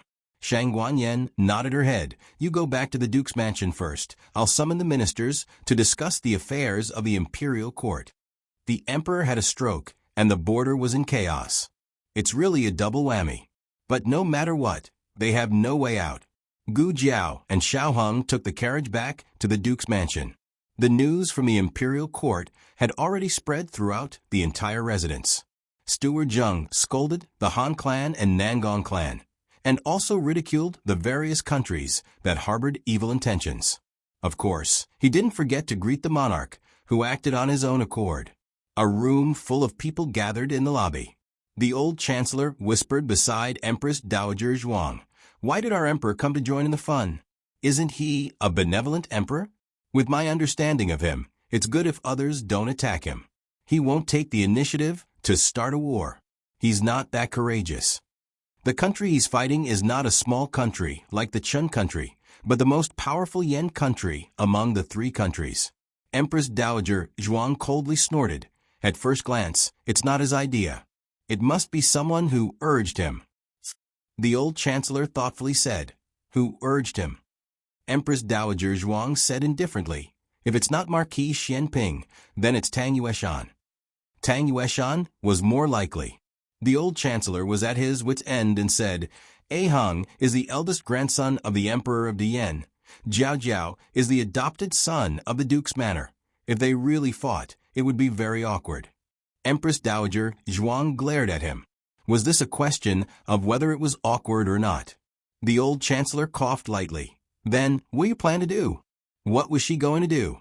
If it were up to her, she would have brought the children back to Zhao country immediately, far away from the Yan country. But that was impossible. From the moment the children stepped into the Yan kingdom, their fate was already tied to the Yan kingdom. She only hoped that Jiao Jiao would not go to war again. There were so many famous generals in the great Yan clan, so there was no need for a girl to go on an expedition, right? But when Gu Jiao went to find Black Wind King, as soon as she entered the courtyard, Empress Dowager Zhuang understood that she was going to the battlefield again. Empress Dowager Zhuang silently returned to her room. "Ah, Zhuang." The old chancellor glanced at Duke An and Second Master Jing on the wheelchair across from him and smiled. "Excuse me for a moment." He chased over to Empress Dowager Zhuang's side. Empress Dowager Zhuang sat in front of the window, looking at the crabapple tree in the courtyard. The old chancellor asked, "What are you doing? You left without saying a word." Empress Dowager Zhuang did not speak. The old chancellor sighed. "Things have not reached that point yet, right? Don't first." "She is only 16. Empress Dowager Zhuang spoke. The old chancellor was startled. Empress Dowager Zhuang lowered her eyes and took out a new pouch from her wide sleeve. There are still 2 months before she turns 17. Last year, she was at war for her birthday, and this year she is at war again. 15 or 16 years old was the age of innocence. She should be in her boudoir and receive the protection of her parents, but she had already gone to war twice. Jiao Jiao had never had a good day's rest. She thought that she had been tired enough in this life, but seeing Jiao Jiao, she felt that she was not tired enough. If she was a bit more tired, would she be able to share a bit more of Jiao Jiao's burden? Great aunt. Gu Jiao's voice came from the door. She knocked on the door. "Can I come in?" Empress Dowager Zhuang put away the pouch and said in a normal tone, "Come in." Gu Jiao pushed open the door and entered. Looking at the old chancellor, she said, "Oh, great uncle is also here." The old chancellor calmly glanced at Zhuang Jin's, who no longer had any trace of melancholy. Smiling, he asked Gu Jiao, "Is there something you need?" Gu Jiao said, "It's nothing much. It's just that the situation in Yen is not too good. A Hang and I discussed it a bit and decided to find someone to escort you back to Zhao first." Empress Dowager Zhuang said indifferently, "Even if you did not say it, we were planning to leave. After staying for so long, we are already tired of it." The Han family and the Nangong family's defection completely disrupted their original plans. The 10 great families and Yan's ruler were no longer the enemies in front of them. The armies of the 5 countries were. The old chancellor understood Zhuang Jin's. She definitely would not abandon Gu Jiao. The reason that she wanted to leave was because she had a reason that she had to leave. He very quickly thought through the crux of the matter and said to Gu Jiao, "Your great aunt's meaning is that we should quickly set out and do our best to reach Qishui Pass before Zhao launches their attack. Don't let the 2 countries really start fighting." Jin and Liang countries had no way of stopping them, but Zhao, Chun, and Zhao countries could still fight for them. Regardless of who the general of Zhao country was, he and Zhuang Jin's could stop them. As for Qin country, Gu Jiao and Xiao Heng discussed it and decided that Xiao Heng would go and negotiate with Yuan Tang. Xiao Heng would bring Gu Jiao's handwritten letter and the golden seal of the Yan Emperor's grandson. In fact, it was most appropriate to let Gu Jiao handle this matter. After all, Yuan Tang had a relationship with Gu Jiao. Yuan Tang had told Gu Jiao more than once that the future crown prince of Qin country owed her a favor and would return it to her in the future. However, they might not necessarily meet Yuan Tang this time. Secondly, Gu Jiao had a more important task to do. Yuan Tang knew Xiao Heng and was let out of the capital by Xiao Heng. Therefore, Xiao Heng was the second best choice. Xiao Heng's purpose was not only to stop Qin country from going to war with Yan country, but also to use Qin country's forces to stop Zhao country, which was taking a detour. It was not an easy task, but if they could not stop the 2 countries, once the eastern border of the Yan kingdom was breached, the morale of the western border would plummet, and the war with the Jin state and the Liang state would be even more difficult. After confirming the plans of both sides, Xiao Heng went to the imperial palace and told Shangguan Yan the plan. Shangguan Yan had a fierce discussion with the military ministers of various aristocratic families for the whole night and finally finalized all the plans. Xiao Heng would go to Tsangshua Pass in the northeast as the Yan Emperor's grandson and negotiate with Qin country's army. Wang Su would lead an army to escort him. Dukan would go to Qishui Pass in the southeast as the Yan Emperor's envoy to negotiate with Zhao country's army. The Feng family's patriarch, Feng Wuxiu, would lead an army to escort him. The reason why the young Feng Wuxiu was chosen was because he had a powerful elder brother, Taoist priest Jing Feng. Grand aunt and son-in-law would be arranged in the accompanying team. Next was the choice of the western border. Tian Shan Pass and Yanmen Pass were both in the western border of Yan country. The Black Wind Cavalry could reach there in 15 days, while the infantry and supplies needed 1 month. In other words, it was likely to be September when they arrived there. Outside the throne room, Shangguan Yan looked at the west in a daze. It's already very cold in Tian Shan Pass in September. Let the soldiers wear warm clothes. Xiao Heng looked at her deeply. What are you going to do? Shangguan Yan whispered, I'm going to ask for another imperial edict. The odds of winning this war were too small. The morale of the soldiers of Yan country was not high. If they wanted to win, they needed the emperor to go to war to boost their morale. However, the emperor was old and had just caught a cold. Obviously, it was not suitable for him to travel far. On the same day, the emperor issued an imperial edict, conferring the third princess, Shangguan Yan, as the crown princess of Yan country. She would go to war on behalf of the emperor and take command of the western border. Accompanying her were 50,000 Black Wind Cavalry and 120,000 Imperial troops. This was all the troops that Shangdu could deploy at present. The rest of the troops were either taken away by the Han family and the Nangong family, or they were guarding the borders and different cities. They could not be easily mobilized. In the Guogong mansion, Gu Jiao was trying on the armor for the Black Wind King. He also had his own armor. The previous one was left in the Han family. This one was made by Guogong, and Gu Qingfeng came over and curled his lips. Our military strength is not even half of theirs. How are we going to fight?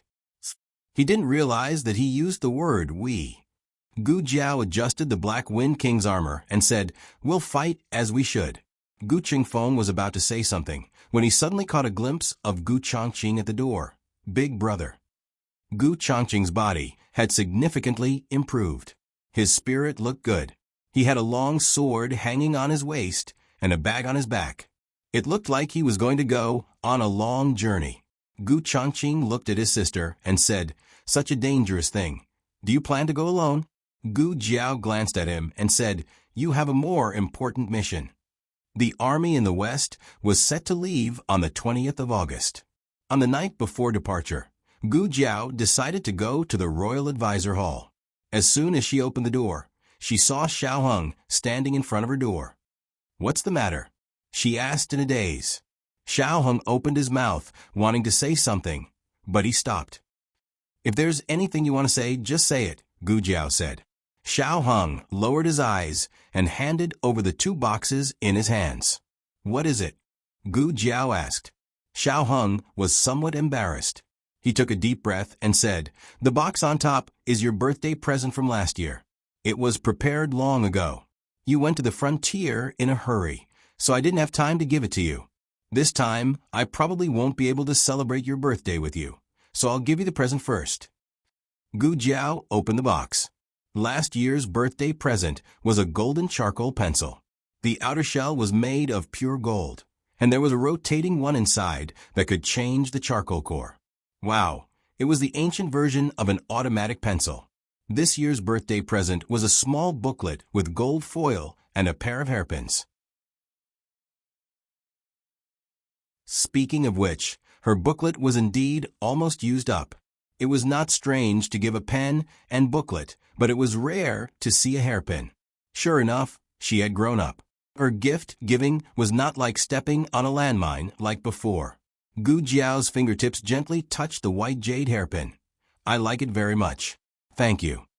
Xiao Hung saw that she cherished it very much, and he knew that he had finally given the right gift this time.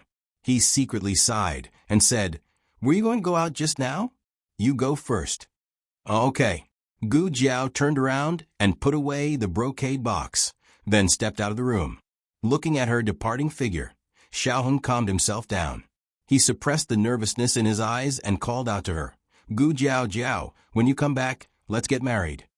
Gu Jiao turned around and looked at him with a confused expression. Didn't we already get married?" Xiao Hung smiled gently.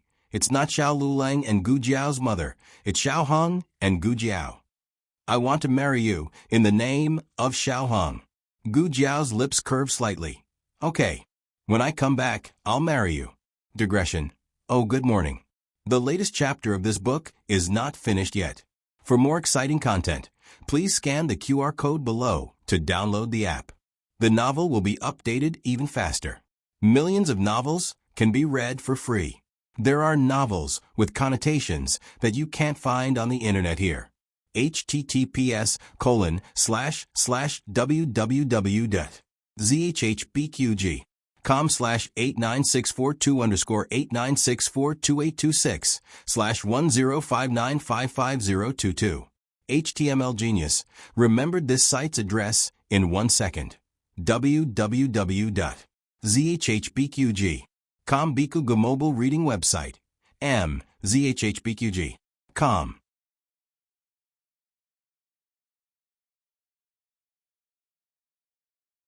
Chapter 825. Please scan the QR code below to download the app for more interesting content. The novel was updated more quickly. Millions of novels were free to read. There were all kinds of novels that couldn't be found online.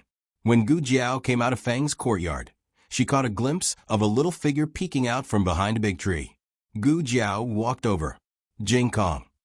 Little Jing Kong was stunned for a moment. Then he scratched his head and walked out. Ah, I was discovered. Gu Jiao touched his little head. Were you waiting for me? Yes, yes. Little Jing Kong hesitated for a moment, then nodded seriously. He raised his tender little face and looked at Gu Jiao with his big blinking eyes. His thick and curly eyelashes made him look like a little eyelash fairy. Jiao Jiao, are you going to war again? He asked reluctantly. Why do you always have to go to war? Gu Jiao didn't know how to answer this question. She knelt down on one knee in front of him and suddenly realized that little Jing Kong had grown taller. In the past, she could easily see the top of his head from this position, but now they were really at eye level. I can watch you grow up. That's great. Gu Jiao picked up a leaf that had fallen on his shoulder and said softly, Everyone has their own things to do. It's their duty to save the dying and heal the injured, to protect the country and the people. Little Jing Kong didn't quite understand. He thought for a moment, then clenched his little fists and said, Then my responsibility must be to protect Jiao Jiao. I want to learn martial arts. I want to grow up. I'll go to war in the future. I don't need to go to Jiao Jiao. Gu Jiao touched his little head and said with a smile, War is not fun. Little Jing Kong frowned and said, But war is very tiring. I don't want Jiao Jiao to suffer. Gu Jiao said, It's not tiring for me. Little Jing Kong couldn't bear to part with her, so he felt so wrong that he was about to cry. Gu Jiao hugged him for a long time before coaxing him back to his room to sleep. After the little fellow fell asleep, Gu Jiao took the carriage to the state preceptor hall. In the purple bamboo forest, the imperial tutor was sitting in the central room playing chess. The crown prince and the house of Han had fallen from power, and the matter of the fake monarch had come to light. Naturally, the Imperial Advisor Hall was cleared of any wrongdoing and the lockdown was lifted. Old Mr. Meng had already left. The Imperial Preceptor was playing chess with himself. The disciple who was originally on duty went to do something, and Yi Qing sat on the side, respectfully waiting for the master's orders. I'm not playing anymore. The state preceptor suddenly put the chess piece back into the box. Yi Qing hurriedly moved over and sorted the black and white chess pieces, and then packed the chessboard. At this moment, Yui's voice came from outside the courtyard. Master, Lord Xiao is here. Let him in. The imperial tutor said. Gu Jiao entered the bamboo hut. It was already late at night. Feather fans and colored glass lamps were hung in the corridor. The transparency of this colored glass was almost the same as the glass in his previous life. At first glance, he could tell that it was far superior to the craftsmanship of the Liang Kingdom. When did you put it up? It's so beautiful. Gu Jiao said, I put it up for the Moon Festival. Yi Qing invited Gu Jiao into the hut. It's usually hung up until the end of the month. The Moon Festival, also known as the Mid-Autumn Festival, was a tradition of the Great Yen to admire the moon and hang up lanterns. Gu Jiao sat down across from the imperial tutor. The state preceptor must have gone through a lot to come down to the mortal world, yet you still celebrate this kind of folk festival. The state preceptor speechlessly glanced at her. Play a game of chess with me.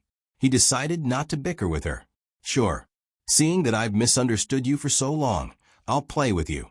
Yi Qing took out the chessboard that was finally tidied up, rearranged it, and went to make a pot of fruit tea. The fruit tea had its own fruity fragrance, but it wasn't too sweet. It was very suitable for Gu Jiao's taste. You play black, the state preceptor said. Okay. Gu Jiao didn't refuse. She played black first. She put a piece on the small eye in the upper right corner of the chessboard. The state preceptor looked at this piece and was in a trance for a moment. Why aren't you playing? Gu Jiao blinked and asked. Don't tell me you don't know how to play. Who said I don't know how to play?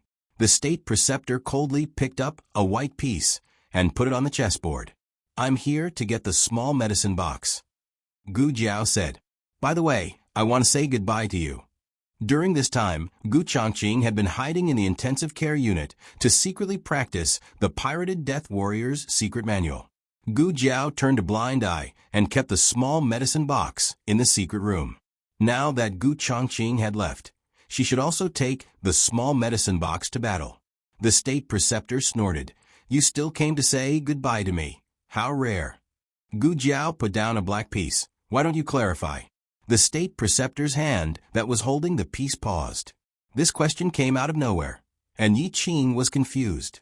However, the state preceptor understood what Gu Jiao was referring to after a short moment of thought. "There's no need," he said. The tragedy of the Xianyuan family had already happened. It wasn't something that could be exchanged for the lives of so many members of the Xianyuan family just by saying that it wasn't him who leaked the news. Moreover, it was indeed his oversight that year. He actually allowed a spy from the Jin country to infiltrate the state preceptor hall and become his most trusted disciple. The state preceptor didn't ask how she knew the truth. After putting down a piece, he calmly said, "Tian Shan Pass and Yanmen Pass aren't far apart. The armies of the Jin and Liang countries might have the opportunity to meet each other. You should be careful of Jin country's Gong Sun Yu and Liang country's Chu Feipeng. Both of them are divine generals with illustrious military achievements." In the dream, the 7 sons of Xianyuan, Taoist Jifeng, and Mu Qingchen all fell at the hands of Gong Sun Yu. As for Chu Feipeng, he was also a tough nut to crack. He was the one who led the army to encircle the Black Wind Cavalry that was trapped in Mount Liang. The Black Wind Cavalry fought to the last man before finally dying under the rain of arrows from the Chu family army. Even if the state preceptor didn't say anything, she would still pay special attention to them. Since the state preceptor said it, it meant that he was sincerely thinking for her. "I will pay attention," Gu Jiao said. The state preceptor was used to seeing her choking people half to death. Now that she was suddenly so obedient, he didn't know what to do. "You lost." Gu Jiao looked at the chessboard and said. Yi Qing was slightly stunned and stretched his neck to look at the chessboard. The state preceptor really did lose. Yi Qing was even more shocked. Master's chess skills were very exquisite. He was unrivaled under Elder Meng, yet he actually lost to Xiao Lulang. From the situation on the chessboard, there was no such thing as master giving way. Therefore, Xiao Lulang's chess skills were really exquisite. Yi Qing looked at his master again.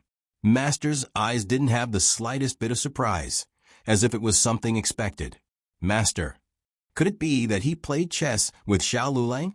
Or could it be that Master learned about Xiao Lulang's chess skills from Elder Meng? Yi Qing was more and more unable to understand the relationship between his master and Xiao Lulang. Sometimes, he would have the illusion that they had known each other for a long time. Gu Jiao stood up. "Okay, the chess game is over. I should go. The safety of Xingdu. I'll have to trouble the state preceptor hall." The state preceptor calmly said, "Okay." This was her third purpose for coming to the state preceptor hall. She wanted the state preceptor to promise to protect Xingdu. Everyone had left, and Xingdu had become an empty shell. The state preceptor and Xianyuan Li were good friends, and the state preceptor hall was created by the Lord of Shadows of the Xianyuan family. No one could tell how loyal the state preceptor was to the monarch. Therefore, Gu Jiao needed his personal guarantee. The state preceptor looked at Gu Jiao without blinking. "I will guard Xingdu and wait for your return." Gu Jiao waved her finger coolly and stepped into the boundless night. The autumn wind blew into the purple bamboo forest, and the glazed lanterns under the corridor gently rotated and swayed.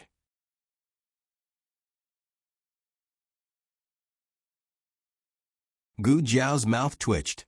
It seemed that these days the two of them eavesdropped on us doing bad things. They learned all these little tricks. In the end, Gu Jiao accepted it, because this was the only way they could feel a little relieved. After tidying up, Gu Jiao went to her great-aunt's room one last time. Her great-aunt was asleep. Gu Jiao did not wake her up. She walked over and gently put a jar of pickled candied fruit on the table. Then she went to the bed and whispered in her great-aunt's ear, You can only eat 3 candied fruits a day. You can't eat more. When you finish eating all of them, I will come back. The night in August was a little cold. Gu Jiao pulled the quilt over her great-aunt and tiptoed out of the room. The armor made a sound of friction. She quickly pressed it down and looked back at her great-aunt. She sighed and closed the door. In the darkness, Empress Dowager Zhuang slowly opened her eyes. Her eyes were red. She shed a tear and closed her eyes as if nothing had happened. At 3 in the morning, the Black Wind camp began to break camp. 50,000 cavalrymen were about to embark on the journey to the west. The imperial edict to set out had only been issued 3 days ago, but Gu Jiao had given the order 10 days in advance to prepare to break camp. Thus, everything had already been prepared. Among all the troops, the Black Wind camp was the most unhurried and orderly. Gu Jiao came to her tent. Teacher, who had been waiting for a long time. When he saw her, Teacher, who walked over with small steps. The weather had turned cold, but he still did not throw away the cattail leaf fan in his hand. He bowed and said, "Your Excellency, the 6 commanders have just come to report that the 3 main camps have been assembled and are waiting for your orders." Gu Jiao said, "Take me to see them." Teacher, who hurriedly said, "Yes." All the training grounds were occupied by horses and cavalrymen. The vanguard camp had 10,000 soldiers, the assault camp had 25,000, and the reserve camp had 15,000. The reserve camp was mainly responsible for supplies, logistics, medical treatment, and backup Black Wind cavalrymen. Due to the disparity in military strength, even some Black Wind cavalrymen under 3 years old were brought along. The youngest one was only 2.5 years old. When the horse trainer saw Gu Jiao walk over, his face darkened. It was obvious that he disliked this arrangement. Teacher, who coughed and explained, "We have no choice. There are too many supplies. In order to ensure the combat strength of the adult horses, the provisions have to be pulled by these young horses." 2.5 years old horses were already able to work. However, this was not ordinary work. It was a journey of thousands of miles, full of unknown dangers. They might not be able to come back after going. The baby horses were very excited and jumped behind the horse king. They were young and did not know what was waiting for them. Gu Jiao took a deep look at the ponies jumping around and said, "Leave the ponies under the age of 3. The horse king was speechless. The horse trainer looked at Gu Jiao in astonishment. Gu Jiao did not seem to notice his gaze. She patted the horse king's neck and turned to patrol the other camps. She could feel that everyone was looking at her with unfamiliar eyes. Even though she had taken the position of commander, she was still not truly accepted by them. They listened to her orders not because they respected her, but because it was their duty to follow orders. When Gu Jiao finished her patrol, it was already 5 in the morning. After entering autumn, the night was not so bad, but the sky was still dark. Gu Jiao and the Black Wind King stood in the wind. She patted the armor on the Black Wind King's horse and asked softly, "Are you ready, boss?" The 16-year-old Black Wind King's aura was fully unleashed.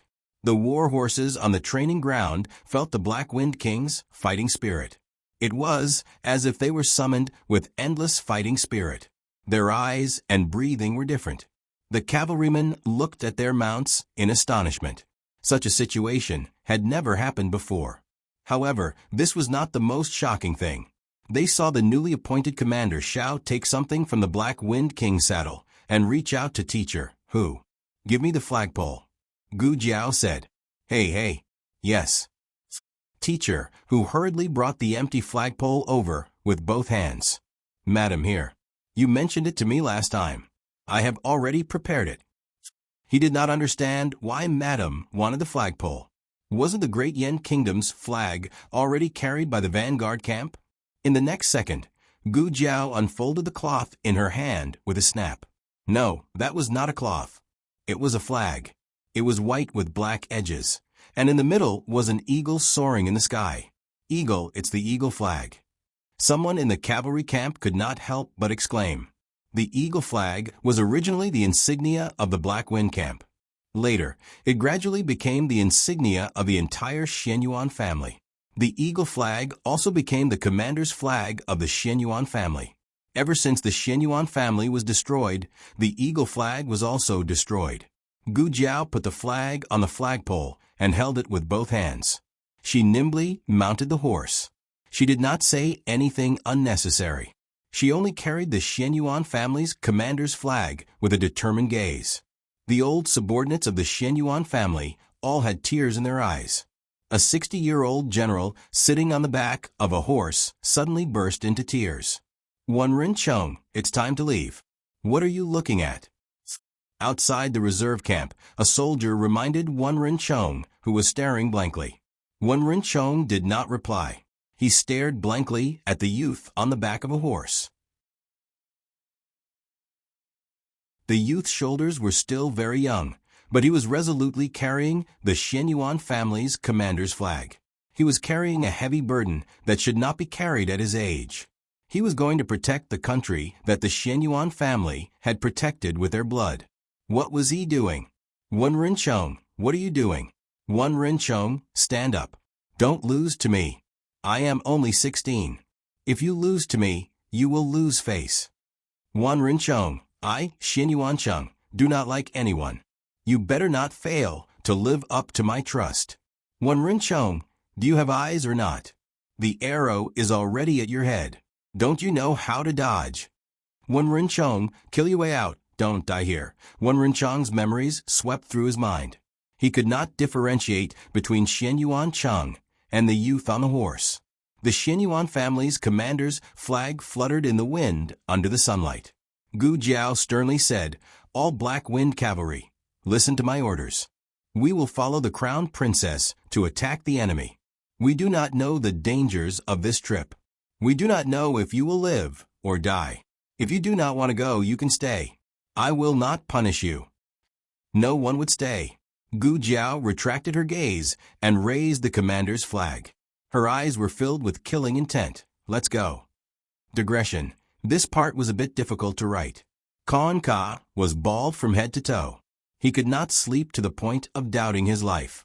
2 monthly tickets to cheer me on. The latest chapter of this book is not finished yet. For more exciting content, please scan the QR code below to download the app. The novel will be updated even faster. Millions of novels will be read for free. Novels with content that cannot be found on the internet are all available here. https://www.zhbqg.com/89642826/10593493. HTML Genius will remember this website's address in 1 second. www.zhbqg.com Biku Go mobile reading website. zhbqg.com.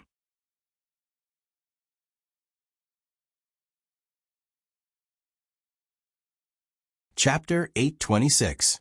The latest chapter of this book is not finished yet. For more exciting content, please scan the QR code below to download the app. Novels are updated even faster. Millions of novels are free to read. Novels with connotations that can't be found online are all available here. The sky was still dark and the east was gray. It seemed that today was going to be a cloudy day. Chengdu had suddenly cooled down after entering autumn. Although it wasn't a bad thing, for the people of Chengdu, who were used to the hot summer, there was an indescribable strangeness. The army was setting out today, and the weather was like this. It didn't seem like a good sign. Many people thought pessimistically. In a shabby alley outside Chengdu, Li Shun didn't sleep for the entire night. He sat in a daze for an entire night, holding an iron plate that was almost worn flat in his hand. It was not until he heard the sound of someone turning over in the next room that he put away the iron plate, lifted the curtain, and went to the kitchen. He cooked a pot of millet porridge for Li Shun's mother, steamed a few steamed buns, and boiled 2 eggs. Since the last time the people in the barracks sent him his retirement pay and related compensation, he had repaid his family's debt. He still had some money left, so he didn't need to be as tight as before. He couldn't bear to eat the eggs, so he brought them all to Li Shun's mother. When he arrived at Li Shun's mother's room, she was already up. She was dressed neatly. Her hair was combed and shiny, and she even put on her wedding hairpin. Mother, he wasn't used to Li Shun's mother suddenly being dressed so formally. Li Shun's mother smiled and said, "Sit down and eat." "Okay." Li Shun sat down beside Li Shun's mother and handed her a spoon. He took her other hand and let her touch the porridge bowl. Li Shun's mother laughed and said, "Okay, it's not like I can't eat." Li Shun peeled 2 boiled eggs for his mother. Li Shun's mother skillfully took one and put it in his bowl. "You eat too. Don't just eat me." "I've already eaten," Li Shun said. "Mother's eyes are blind, not her heart," Li Shun's mother said. Li Shun opened his mouth. "Mother." Li Shun's mother smiled sadly. "I've already packed your things. After breakfast, you can leave." Li Shun was stunned. He turned his head and looked around his mother's room. Sure enough, he saw a bundle on the bed. He was astonished. "Mother, Li Du's mother smiled and said, "When you were cooking, I went to your room to clean up. Did you see if I left anything behind? Don't wait until we leave the city. We won't be able to get it even if we want to." Li Shun took a steamed bun and said, "I didn't say I was going out of the city." Mrs. Li said, "You can fool your mother, but can you fool yourself? Ever since your friend from the barracks came, you've been taking out that iron plate every day to look at it. Mother can't see it, but mother can touch it."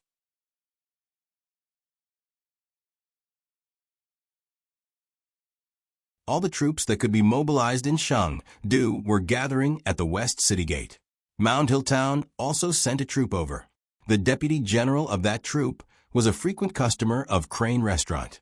He was a guy who was full of nonsense and liked to brag and flatter. He had a lot of debts at Crane Restaurant and never had the intention to pay them back.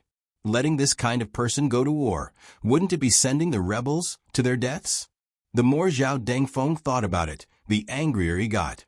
His kitchen knife swished. Beside him, Chef Zheng noticed that something was wrong. He frowned and asked, "Hey, Chef Zhao, why are you so angry? Who offended you? Don't break your knife." Zhao Dengfeng said angrily, "It's none of your business."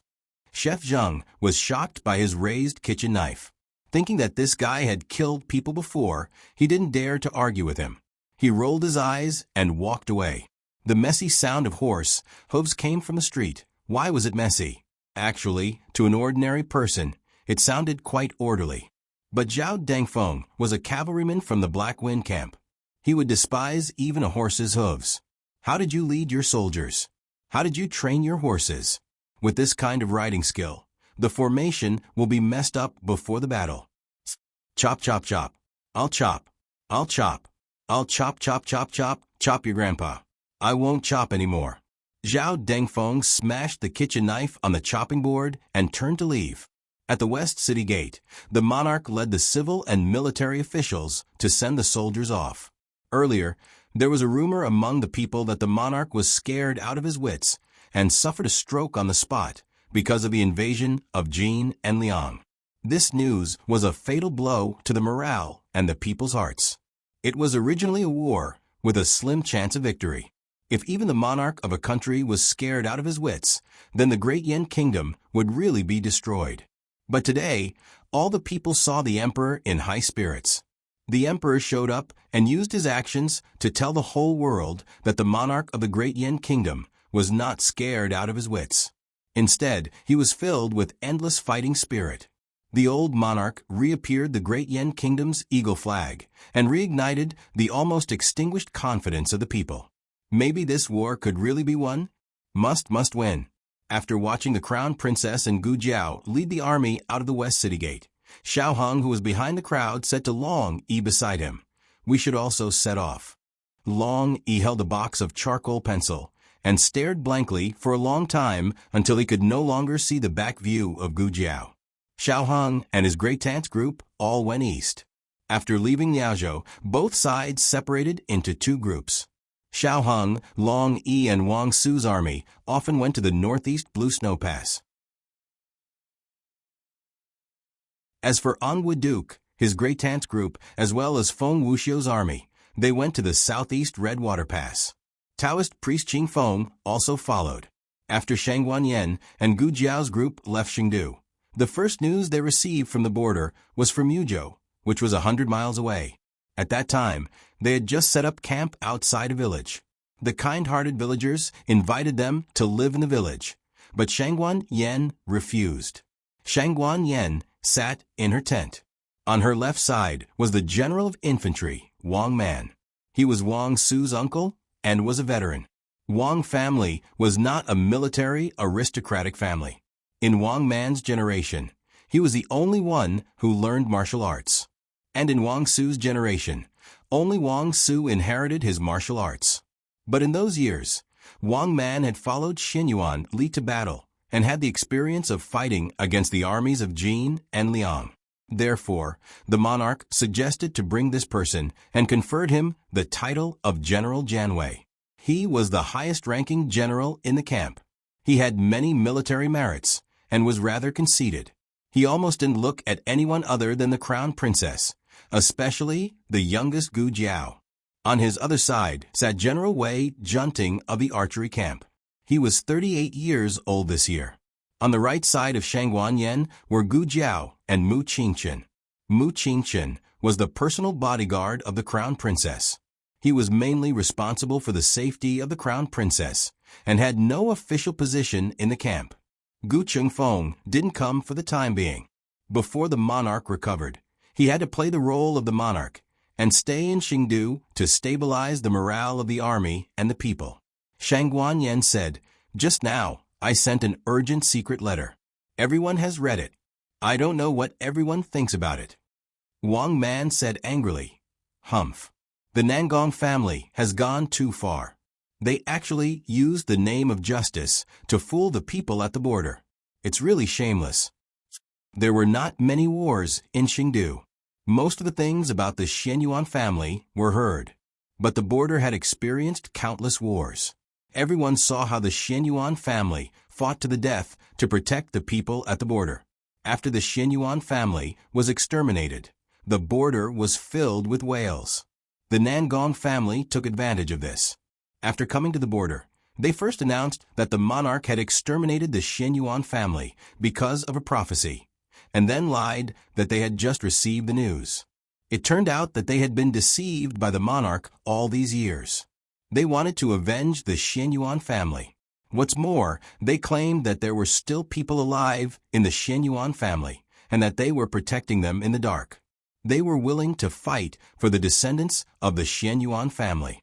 Even if they had to sacrifice their lives, they wanted to choose a real monarch for the great Yan kingdom. The people were persuaded. They opened the city gate and directly welcomed the Nangong family's army into the city. Many of the guards in the city were former subordinates of the Xianyuan family. Since they were here to avenge the Xianyuan family, everyone was on the same side. The Nangong family took over Chuyang City in the Yanmen Pass almost effortlessly. The latest chapter of this book is not finished yet. For more exciting content, please scan the QR code below to download the app. Novels are updated faster. Millions of novels are free to read. Novels with connotations that you can't find on the internet are all available here. https://www.zhhbqg.com/8964/89642826/10591450. HTML Genius memorized this website's address in a second. www.zhhbqg.com Biku Go mobile version website. zhhbqg.com.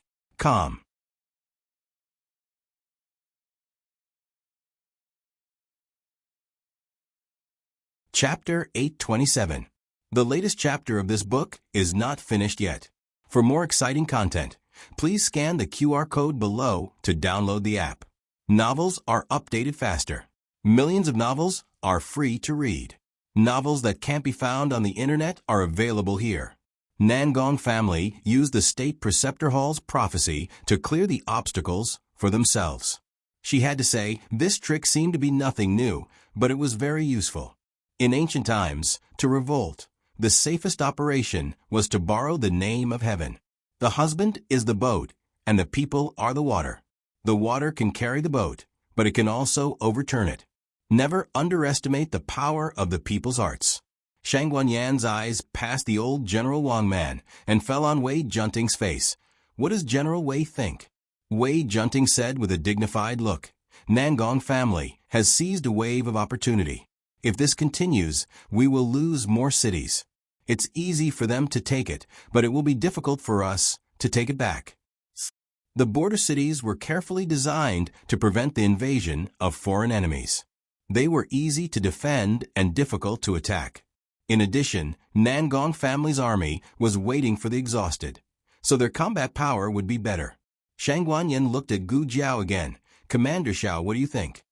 Gu Jiao looked at the map on the table and pointed to the west of Yanmen Pass. The Liang country's garrison has advanced 100 feet to the border. They have already crossed the border. The reason why they haven't broken through Yanmen Pass is because their military strength is not strong enough. They are the same as us. The Imperial Army is on the way. We must seize the opportunity and recapture Chuyang before the Liang country's Imperial Army arrives at the border. Shang Guanyan nodded in agreement. Wang Man disdainfully snorted. A child is a child. Who can't think of such a simple method? Why do you think I didn't say it? Gu Jiao seriously thought for a moment. Are you afraid? Ignorant brat. Wang Man slammed his palm on the table and leaped up. Wei Junting hurriedly got up and stopped him. General Wang. General Wang. Calm down. Calm down. Shang Guanyan looked at Wang Man and said, General Wang, do you want to use force in front of this one? You dare to scare my daughter-in-law. You're tired of living. Wei Junting continued to be the peacemaker. Commander Xiao and Great General Wang are just joking. Great General Wang is a magnanimous person. Please don't bicker with the younger generation. Humph. Because the crown princess was present, Wang Man was given a way out, but he still reluctantly came down. The two of them sat back on their cushions. Shang Guanyan knew Gu Jiao very well. She knew that Gu Jiao would not talk nonsense. Since she proposed it, it meant that she already had a plan in mind. However, what Wang Man said was not wrong. This plan did not work. Shang Guanyan pointed to the map and said, We are now in this place. If we rush to Chuyang City, it will take us a month.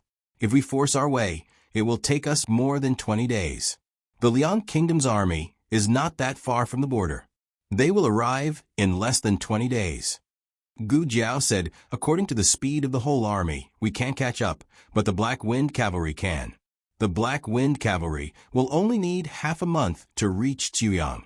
Shang Guanyan was slightly surprised. You want to force the army? The cavalry's speed was faster than the infantry, but in order to ensure the horses' combat power, they can't ride too fast. If they rush, it will take at least 20 days, half a month. It will overdraft the horses' physical strength. No, we still have to force the army. Gu Jiao pointed to the map and said, If we pass through the mountain range in the Ozhou, it will be a straight line. We can reach Chuyang's Feng County. Wang Man was dissatisfied. That mountain range is very dangerous. So far, no army has ever passed through it. I passed through it, Gu Jiao said in her heart. In her dream, the Xianyuan army paid a great price to pass through that mountain range. This time, she knew how to avoid those dangers. Wang Man cupped his hands and said, Your Highness the Crown Princess, this is not a trivial matter. I don't care what means he used to become the Black Wind Cavalry's commander. But war is not a child's play. He can't just take it for granted and let the entire Black Wind Battalion be buried in his hands. After all, the Black Wind Battalion was their most powerful force. If this kid doesn't know how to command, then let someone else take command. Don't waste such a good military resource. Shang Guanyan turned her head and looked at Gu Jiao. Are you sure? Mu Qingchen's eyes slightly moved. He heard the crown princess's trust in Gu Jiao. This made him puzzled. I'm sure, Gu Jiao said with certainty. Shang Guanyan nodded. That's good. Wang Man's face changed. Your Highness the Crown Princess. Shang Guanyan said, This one has made up her mind. General Wang, you don't need to persuade me. This one will bear all the consequences. At this point, even if Wang Man wanted to stop her, he couldn't pull out his sword and force the crown princess to change her mind. Humph. He stood up with one hand behind his back, and the other hand patted his thigh back and forth twice to vent his dissatisfaction. Then, with a cold face, he left. Gu Jiao stared at him. You're simply treating the battlefield as a child's play. Xiao Lulang is like this, and the crown princess is also like this. I really don't know why His Majesty sent a woman to fight on his behalf. Is there no prince in the royal family? Li Wang, Su Wang, Un Wang. Which one of them is not better than a crippled crown princess? Wang Man said this after he left the tent. But the people in the tent had good hearing. Wei Junting smiled awkwardly. Shang Guanyan's expression didn't change much. She said to Wei Junting, "You can leave. This one has something to say to Commander Xiao." "Yes, this one will take his leave." Wei Junting got up and saluted, then turned and left the tent. Mu Qingchen also got up. Shang Guanyan said, "Mu Qingchen, you stay. This one also has something to tell you." Half an hour later, Mu Qingchen and Gu Jiao came out of Shang Guanyan's tent. At this time, the sky was completely dark. The soldiers made a fire and made dinner. After eating, they rested and patrolled. The two walked on the path in the middle of the tent. Teacher who greeted them, "Darren, have you had dinner? This one left some steamed buns for you." "I've eaten." Gu Jiao said, "Leave it here. I'll eat it tomorrow morning." Teacher, who was stunned, "Ah, yes. How can I let you eat it? Can I eat it myself?" Mu Qingchen frowned and looked at Gu Jiao. "I really don't understand you." Gu Jiao glanced at him strangely. "You don't need to understand me." Mu Qingchen was choked by her words. Fortunately, he was used to it. While walking side by side with her, he said, "I apologize to you about Nangong Li. Although the fact that Nangong family colluded with the crown prince and framed the real imperial grandson was not announced to the world. As the legitimate son of one of the 10 great families, he had heard a little about it. However, he didn't know that the real imperial grandson was Xiao Hong and Shang Guanqing." Gu Jiao, "Oh." Mu Qingchen said with shame, "Did you kill Nangong Li because you found out his conspiracy? Forget it, it doesn't matter. Because of this matter, I misunderstood you as a person with ulterior motives. It's my fault." In fact, Gu Jiao didn't care about his misunderstanding, but he apologized so sincerely that if she didn't say anything, he would keep apologizing. Gu Jiao scratched her head. "I forgive you." Mu Qingchen smiled and stopped to look at her. "Then are we still friends?" Gu Jiao hesitated for a moment, rolled her eyes, and reluctantly said, "Yes." "What do you mean by yes?" Mu Qingchen was startled. Gu Jiao spread her hands and said, "I'm your boss now. You can't overstep your superiors and subordinates. You have to stick to your duty." Mu Qingchen, Shang Guanyan was worried about her dear daughter-in-law. So she sent Mu Qingchen, who was supposed to protect her, to Gu Jiao's side. She asked him to go with Gu Jiao to attack Xuyang City. Gu Jiao was the commander. He was her follower. Gu Jiao imitated Wang Man's official gait and strode forward. With one hand behind her back, the other hand impatiently patted her thigh back and forth twice. Humph. She didn't even let out a humph. Mu Qingchen. Before dawn the next day, Gu Jiao ordered all the Black Wind cavalry to break camp. Shang Guanyan originally insisted on going with Gu Jiao, but was rejected by Gu Jiao. Shang Guanyan's back was pierced with 8 vertebral screws, so she had to wear armor when going out. The rapid march of the cavalry would drag her down. In addition, as the crown princess, she could collect more local troops along the way. Even if she didn't have enough troops, she could at least buy more provisions. This was going to be a tough battle, so the provisions must be provided. 3 days before the Black Wind cavalry set out, the weather was fine. On the 4th day, the army encountered a sudden autumn rain. Fortunately, Gu Jiao knew how to observe the weather and arrange for everyone to take shelter from the rain in advance. On the 11th day, the Black Wind cavalry arrived at the foot of a Looting mountain range, the largest mountain range in the Ozhou. The map was useless here. Because no one had entered this mountain range, naturally, there was no detailed map. Everyone was on standby. Along the way, their impression of Gujiao had changed, but they still had a lot of reservations. In the past, the Han family's commanders were more beautiful than Gujiao, but in the end, what happened? The Han family rebelled. They admitted that the redisplay of the Xianyuan family's commander flag was really exciting. But they had been disappointed too many times, so they had already calmed down from the initial excitement. Perhaps this was just a way to boost morale. Who would really fight for the Xianyuan family? Even the Nangong family was using the Xianyuan family's name for their own benefit. Everyone looked at this new commander, waiting for him to continue his nonsense. They wanted to see if this little commander would be so anxious that he would cry if he was trapped inside and couldn't get out. Mu Qingchen looked around and whispered, "That they don't seem to trust you." Gu Jiao said, "Oh." Gu Jiao said to Mu Qingchen, "We have 3 days to pass through the mountain range. After that, the army will rest for a day. We won't stop in Feng County and will directly attack the city." 3 days, is it enough? Mu Qingchen looked at the endless mountain range and thought that they might not be able to walk out in 13 days. No wonder the cavalry didn't trust him. Even he felt that it was difficult enough. Gu Jiao said, "Whether it's enough or not, we'll know when we get there. Boss, let's go." The forest was filled with the howls of wild beasts. The horses could instinctively sense the danger in the forest. However, just like how Gu Jiao trusted the Black Wind King wholeheartedly, the Black Wind King also trusted his companions without reservation.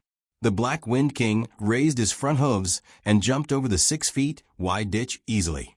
He stepped into the dense forest without looking back. Digression, Black Wind Cavalry Baby 1. Boss is leaving. Black Wind Cavalry Baby 2. Then shall we go too? The cavalry who didn't want to go. You may not believe me, but my horse has its own thoughts. The latest chapter of this book is not finished yet. For more exciting content, please scan the QR code below to download the app. Novels are updated faster. Millions of novels are free to read. Novels with content that can't be found on the internet are all available here. https://www.zhbqg.com/8964-2_8926/1059-13431. HTML Genius memorized this website's address. www.zhbqg.com Biku Pavilion Mobile Reading Website. zhbqg.com.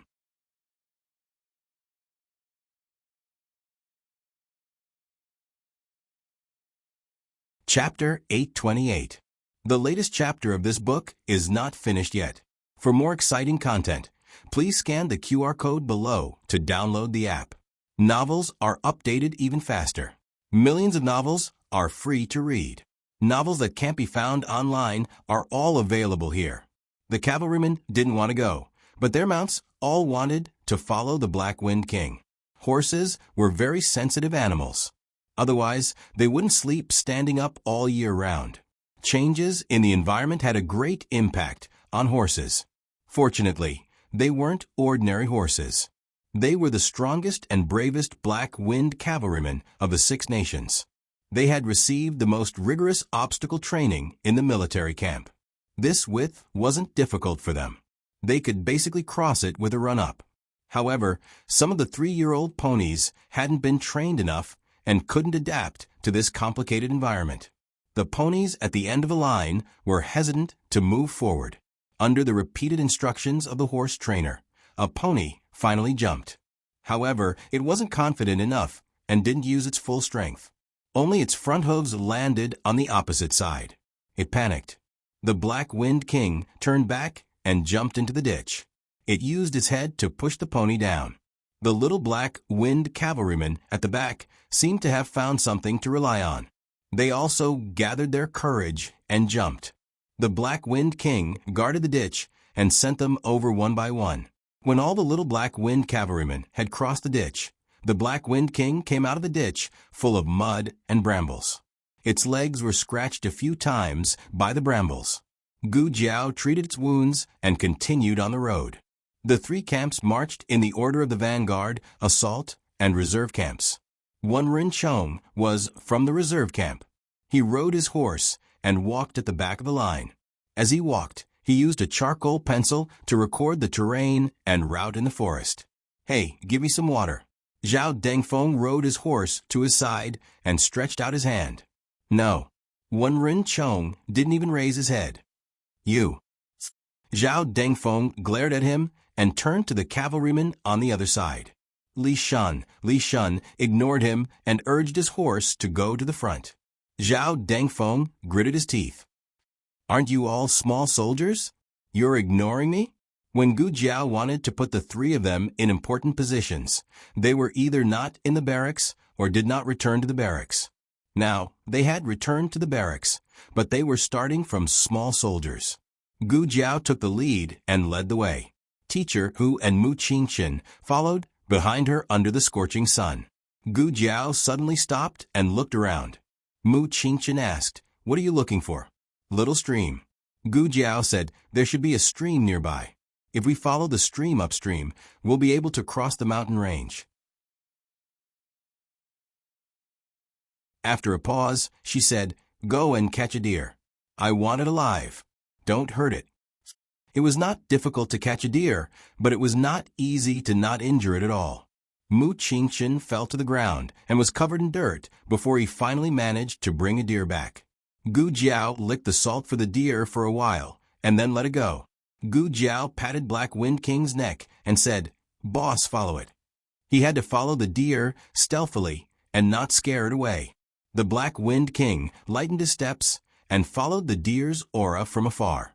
Not long after, he arrived at a small stream. The deer was drinking with its head lowered. Gu Jiao brought the large group over and walked along the stream. From time to time, she would pick 2 wild fruits or 2 stalks of medicinal herbs. The whole army was waiting for the little commander to get lost and cry. They imagined the little commander's appearance. "Ah, what should we do? What should we do? I can't find the way. We're doomed. It's dark. The wolves are coming. I'm so scared. Snakes. There are poisonous snakes on the trees."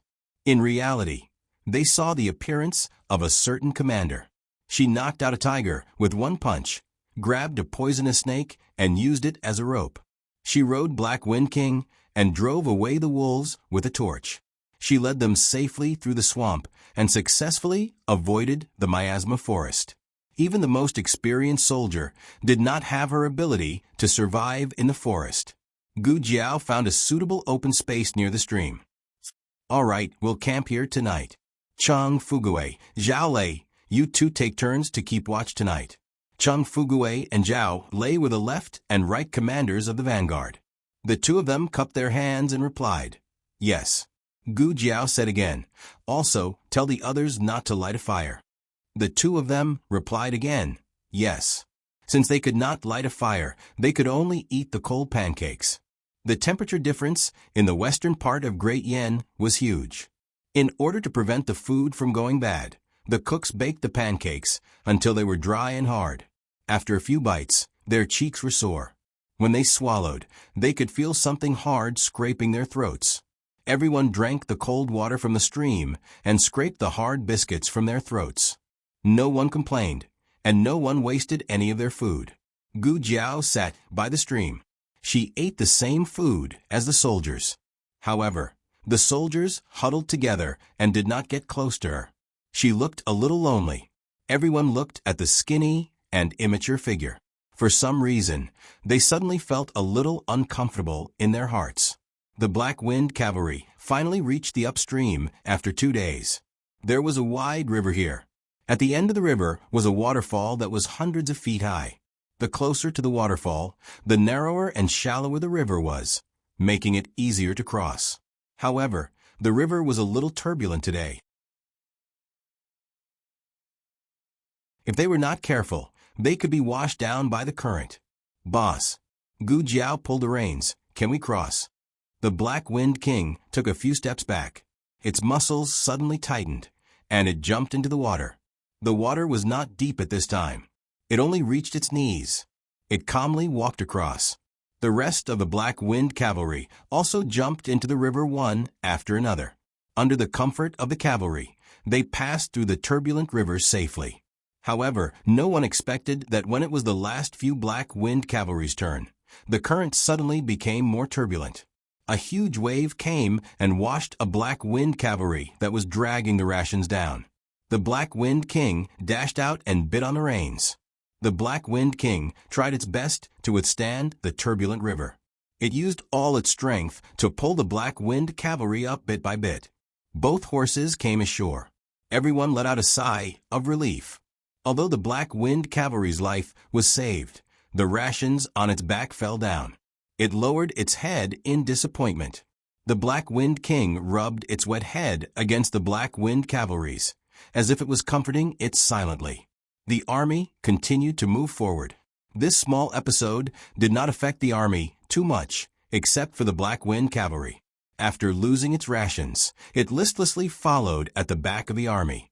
It was not until Gu Jiao put the herbs she picked along the way on its back that it cheered up again.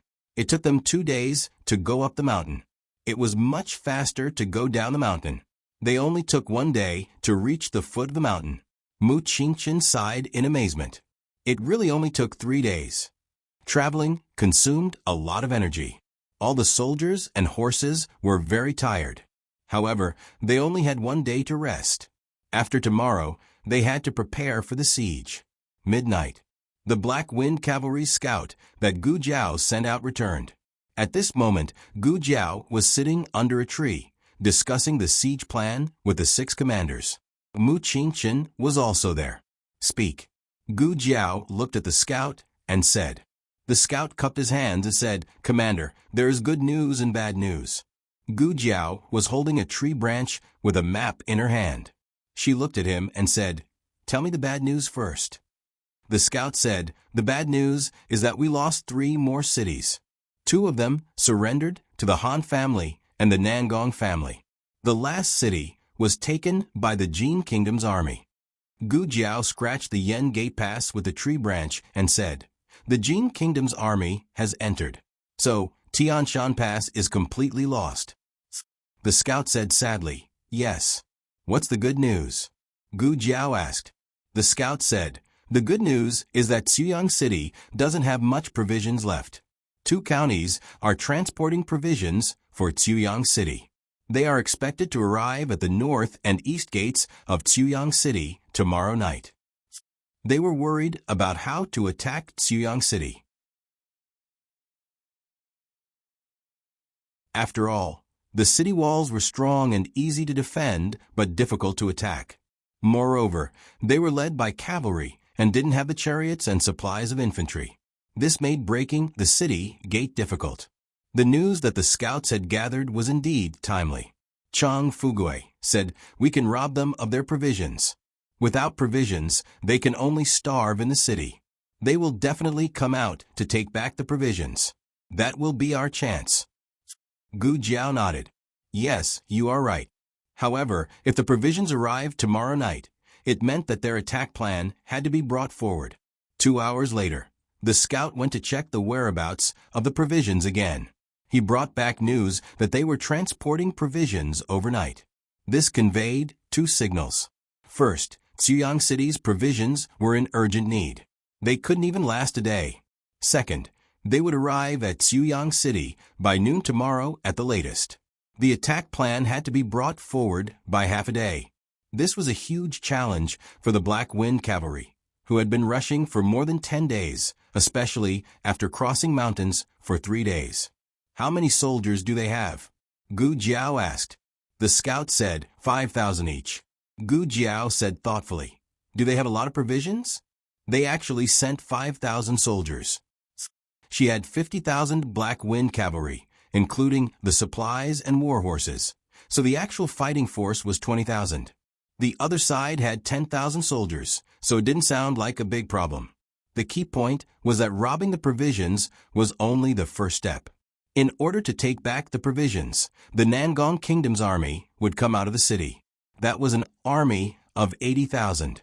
They had to fight continuously without recovering their strength. With 20,000 soldiers against an army of 100,000, it was simply like striking a stone with an egg. The scout asked worriedly, "Sir, are we going to fight?" Gu Jiao clenched her fists. Her eyes were cold. "Fight. Pass down the order. Rest well tonight. There is no need to wake up early tomorrow. In the afternoon, follow me to attack the city." The latest chapter of this book is not finished yet. For more exciting content, please scan the QR code below to download the app.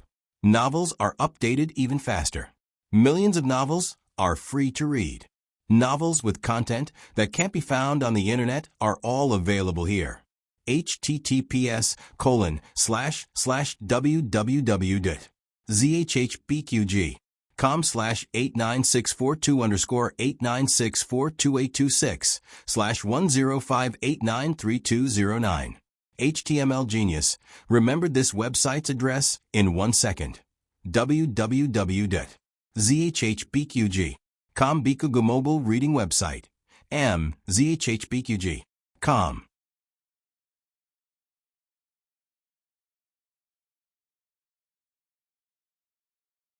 Chapter 829. The latest chapter of this book is not finished yet. For more exciting content, please scan the QR code below to download the app. Novels are updated faster.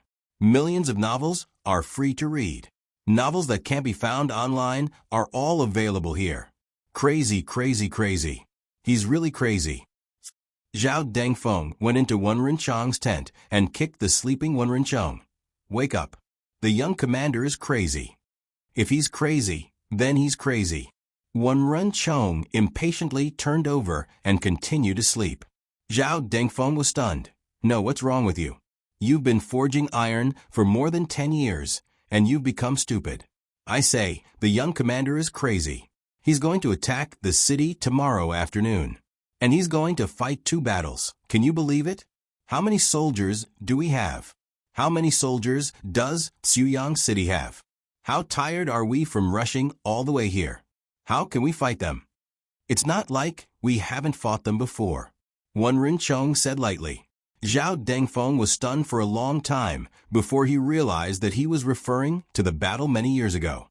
Xian Yuan Li used 20,000 cavalry to defeat 80,000 Jin soldiers. It was about the same as their current strength. The problem was that the Jin army had rushed thousands of miles to attack. The Jin army had exhausted their strength, but they were the ones waiting for the exhausted soldiers. Whether it was their strength or their morale, they were at their peak. Looking at the current situation, how could they compare to the Black Wind cavalry of the past? Was this new commander better than Xian Yuan Li, or was everyone stronger than the morale of the past? If great Commander Xian Yuan was still here, we might have a chance of winning, but our young commander... TSK. Zhao Dengfeng was not optimistic. "Why did I come here? I'm also crazy. I came here to die. I thought I could fight a few more battles and kill a few more Jin and Liang dogs. But now I was killed by the Nangong army before I even faced them. Why am I so unlucky?" Wen Renchong was annoyed by his noise. He had more contact with Gu Jiao and knew that this young commander was not as weak as she looked. But to be honest, he didn't dare to have too much hope for tomorrow's battle. Was this what it meant to die before the battle? Gu Jiao's mental fortitude was very strong. Even if tomorrow was a fierce battle with almost no chance of victory, she still fell asleep immediately. He had a dreamless night. In the morning, she called the 6 commanders to the tree and gave them detailed instructions about the battle plan. Mu Qingchen, an advisor, who were also there. Advisor, who was in charge of recording the information. These files had to be reported to the imperial court. Gu Jiao used a branch to draw a simple map on the ground. Then she pointed at a small triangle and said, "This is our current position. There are 2 groups of provisions approaching Xuyang City.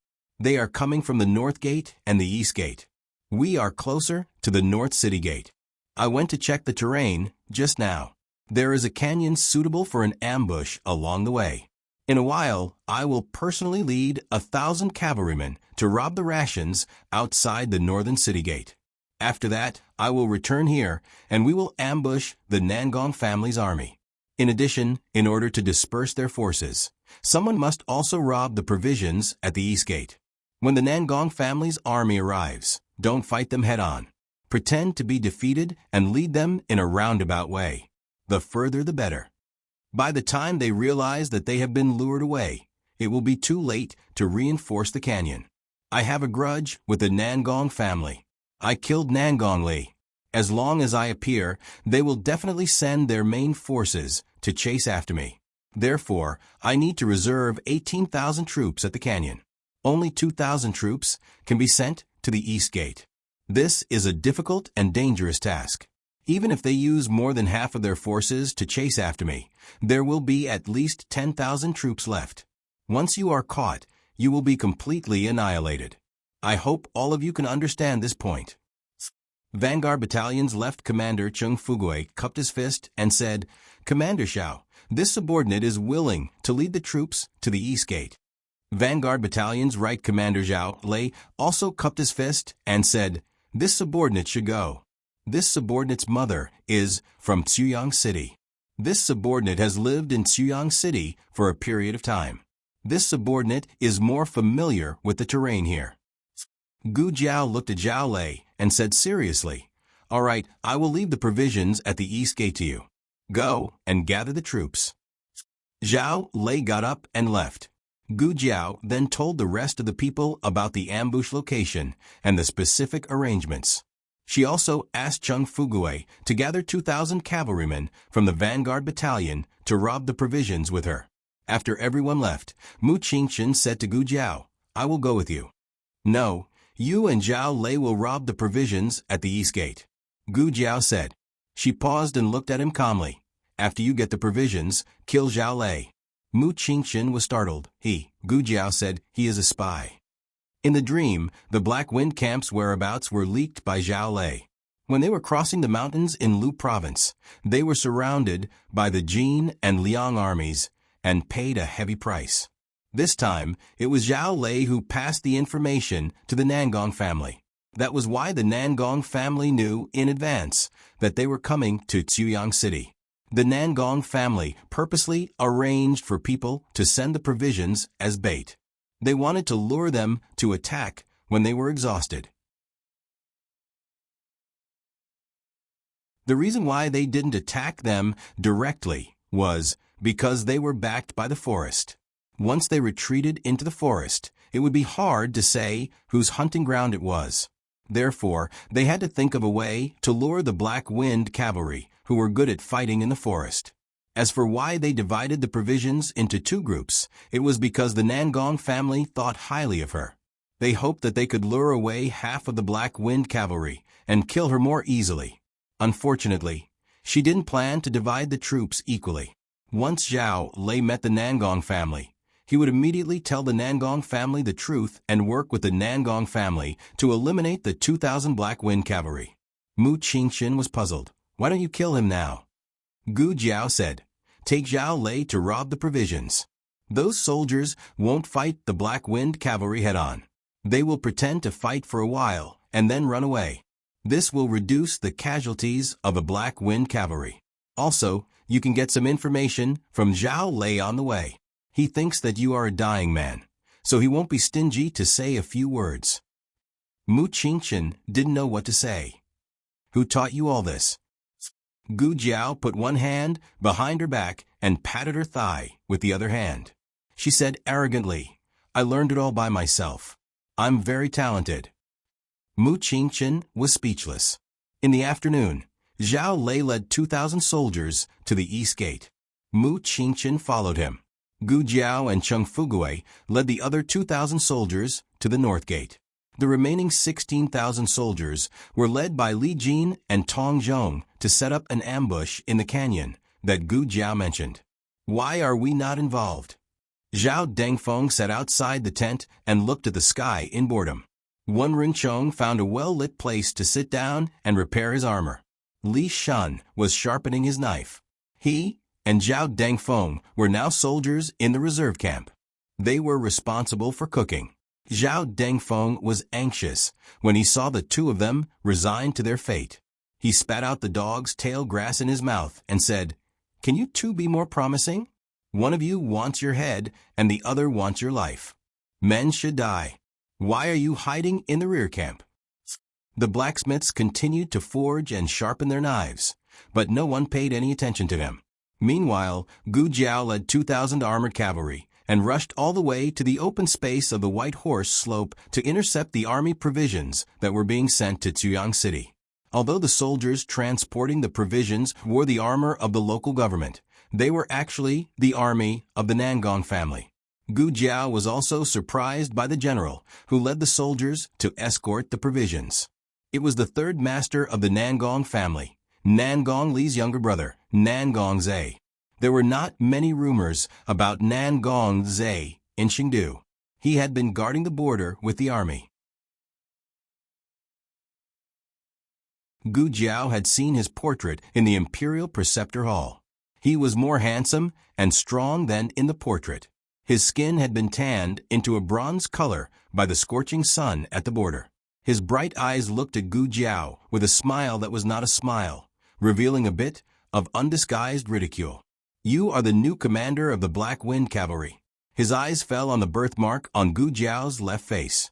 This feature was too obvious. No one would mistake it. Gu Jiao was wearing a red battle suit and black armor. She sat proudly on the back of the Black Wind King's horse. Her young face was somewhat immature, but her eyes revealed a calmness that did not match her age. "Are you the one who killed my second brother?" Nangong Zai asked with a sneer. "Yes, it's me," Gu Jiao admitted frankly. Nangong Zai did not expect her to admit it so readily. He was stunned for a moment before he sneered. "My eldest brother actually died in the hands of a brat like you. What a shame to the Nangong family. Originally, I did not want to go through so much trouble, but they all told me to be careful of you and insisted on transporting some provisions to lure you out. Fourth brother and I both moved out. Looks like I was lucky." As he spoke, he looked behind Gu Jiao and said with disdain, "Unfortunately, only 2,000 people were lured here. Should we say that we did not plan well, or should we say that you are extremely daring? You only have 2,000 people, and you dare to rob my 5,000 soldiers. But it doesn't matter. Once we capture you, your Black Wind Cavalry will naturally come to rescue you like moths to a flame." Gu Jiao said calmly, "What a coincidence. I was thinking the same thing. If we capture you, we will be able to attract the 80,000-strong army of your Nangong clan." Nangong Zai was about to faint from her laughter. "I have lived for more than 30 years, and I have never heard such an arrogant tone. Your Black Wind Cavalry only has 20,000 soldiers, and you dare to fight my 80,000 soldiers? I think you are scared out of your wits." His gaze landed on Gu Jiao's armor. "Do you really think that by wearing Xian Yuanli's armor, you can become the second Xian Yuanli? You're still far from him." As soon as he finished speaking, he pulled out the long sword hanging on the saddle and pointed it at Gu Jiao. "Leave this person to me. Kill the rest." The 5,000-strong army surged towards Gu Jiao and the Black Wind Cavalry like a tidal wave. Chung Fugue pulled out a sword. "Brothers, kill them." In an instant, the weapons clashed and the sounds of battle shook the heavens. Gu Jiao looked at Nangong Zai, who had risen into the air and slashed at her. Her young face was expressionless, and she was terrifyingly calm. Nangong Zai, who was charging towards her, frowned. Gu Jiao pulled out the red-tasseled spear on her back and said word by word, "The first battle. Must see blood. Digression. Are there any more monthly votes? Can I vote for Jiao Jiao?" The latest chapter of this book is not finished yet. For more exciting content, please scan the QR code below to download the app. Novels are updated even faster. Millions of novels are free to read. Novels that cannot be found on the internet are all available here. https://www.zhhbqg com/8964_89642826/105892553. HTML Genius remembers this website's address in 1 second. www.zhhbqg.com Bikugo mobile reading website. zhhbqg.com. You're tuning in to the Echo Reads YouTube channel. Don't forget to subscribe and join us on this journey to catch the most captivating stories.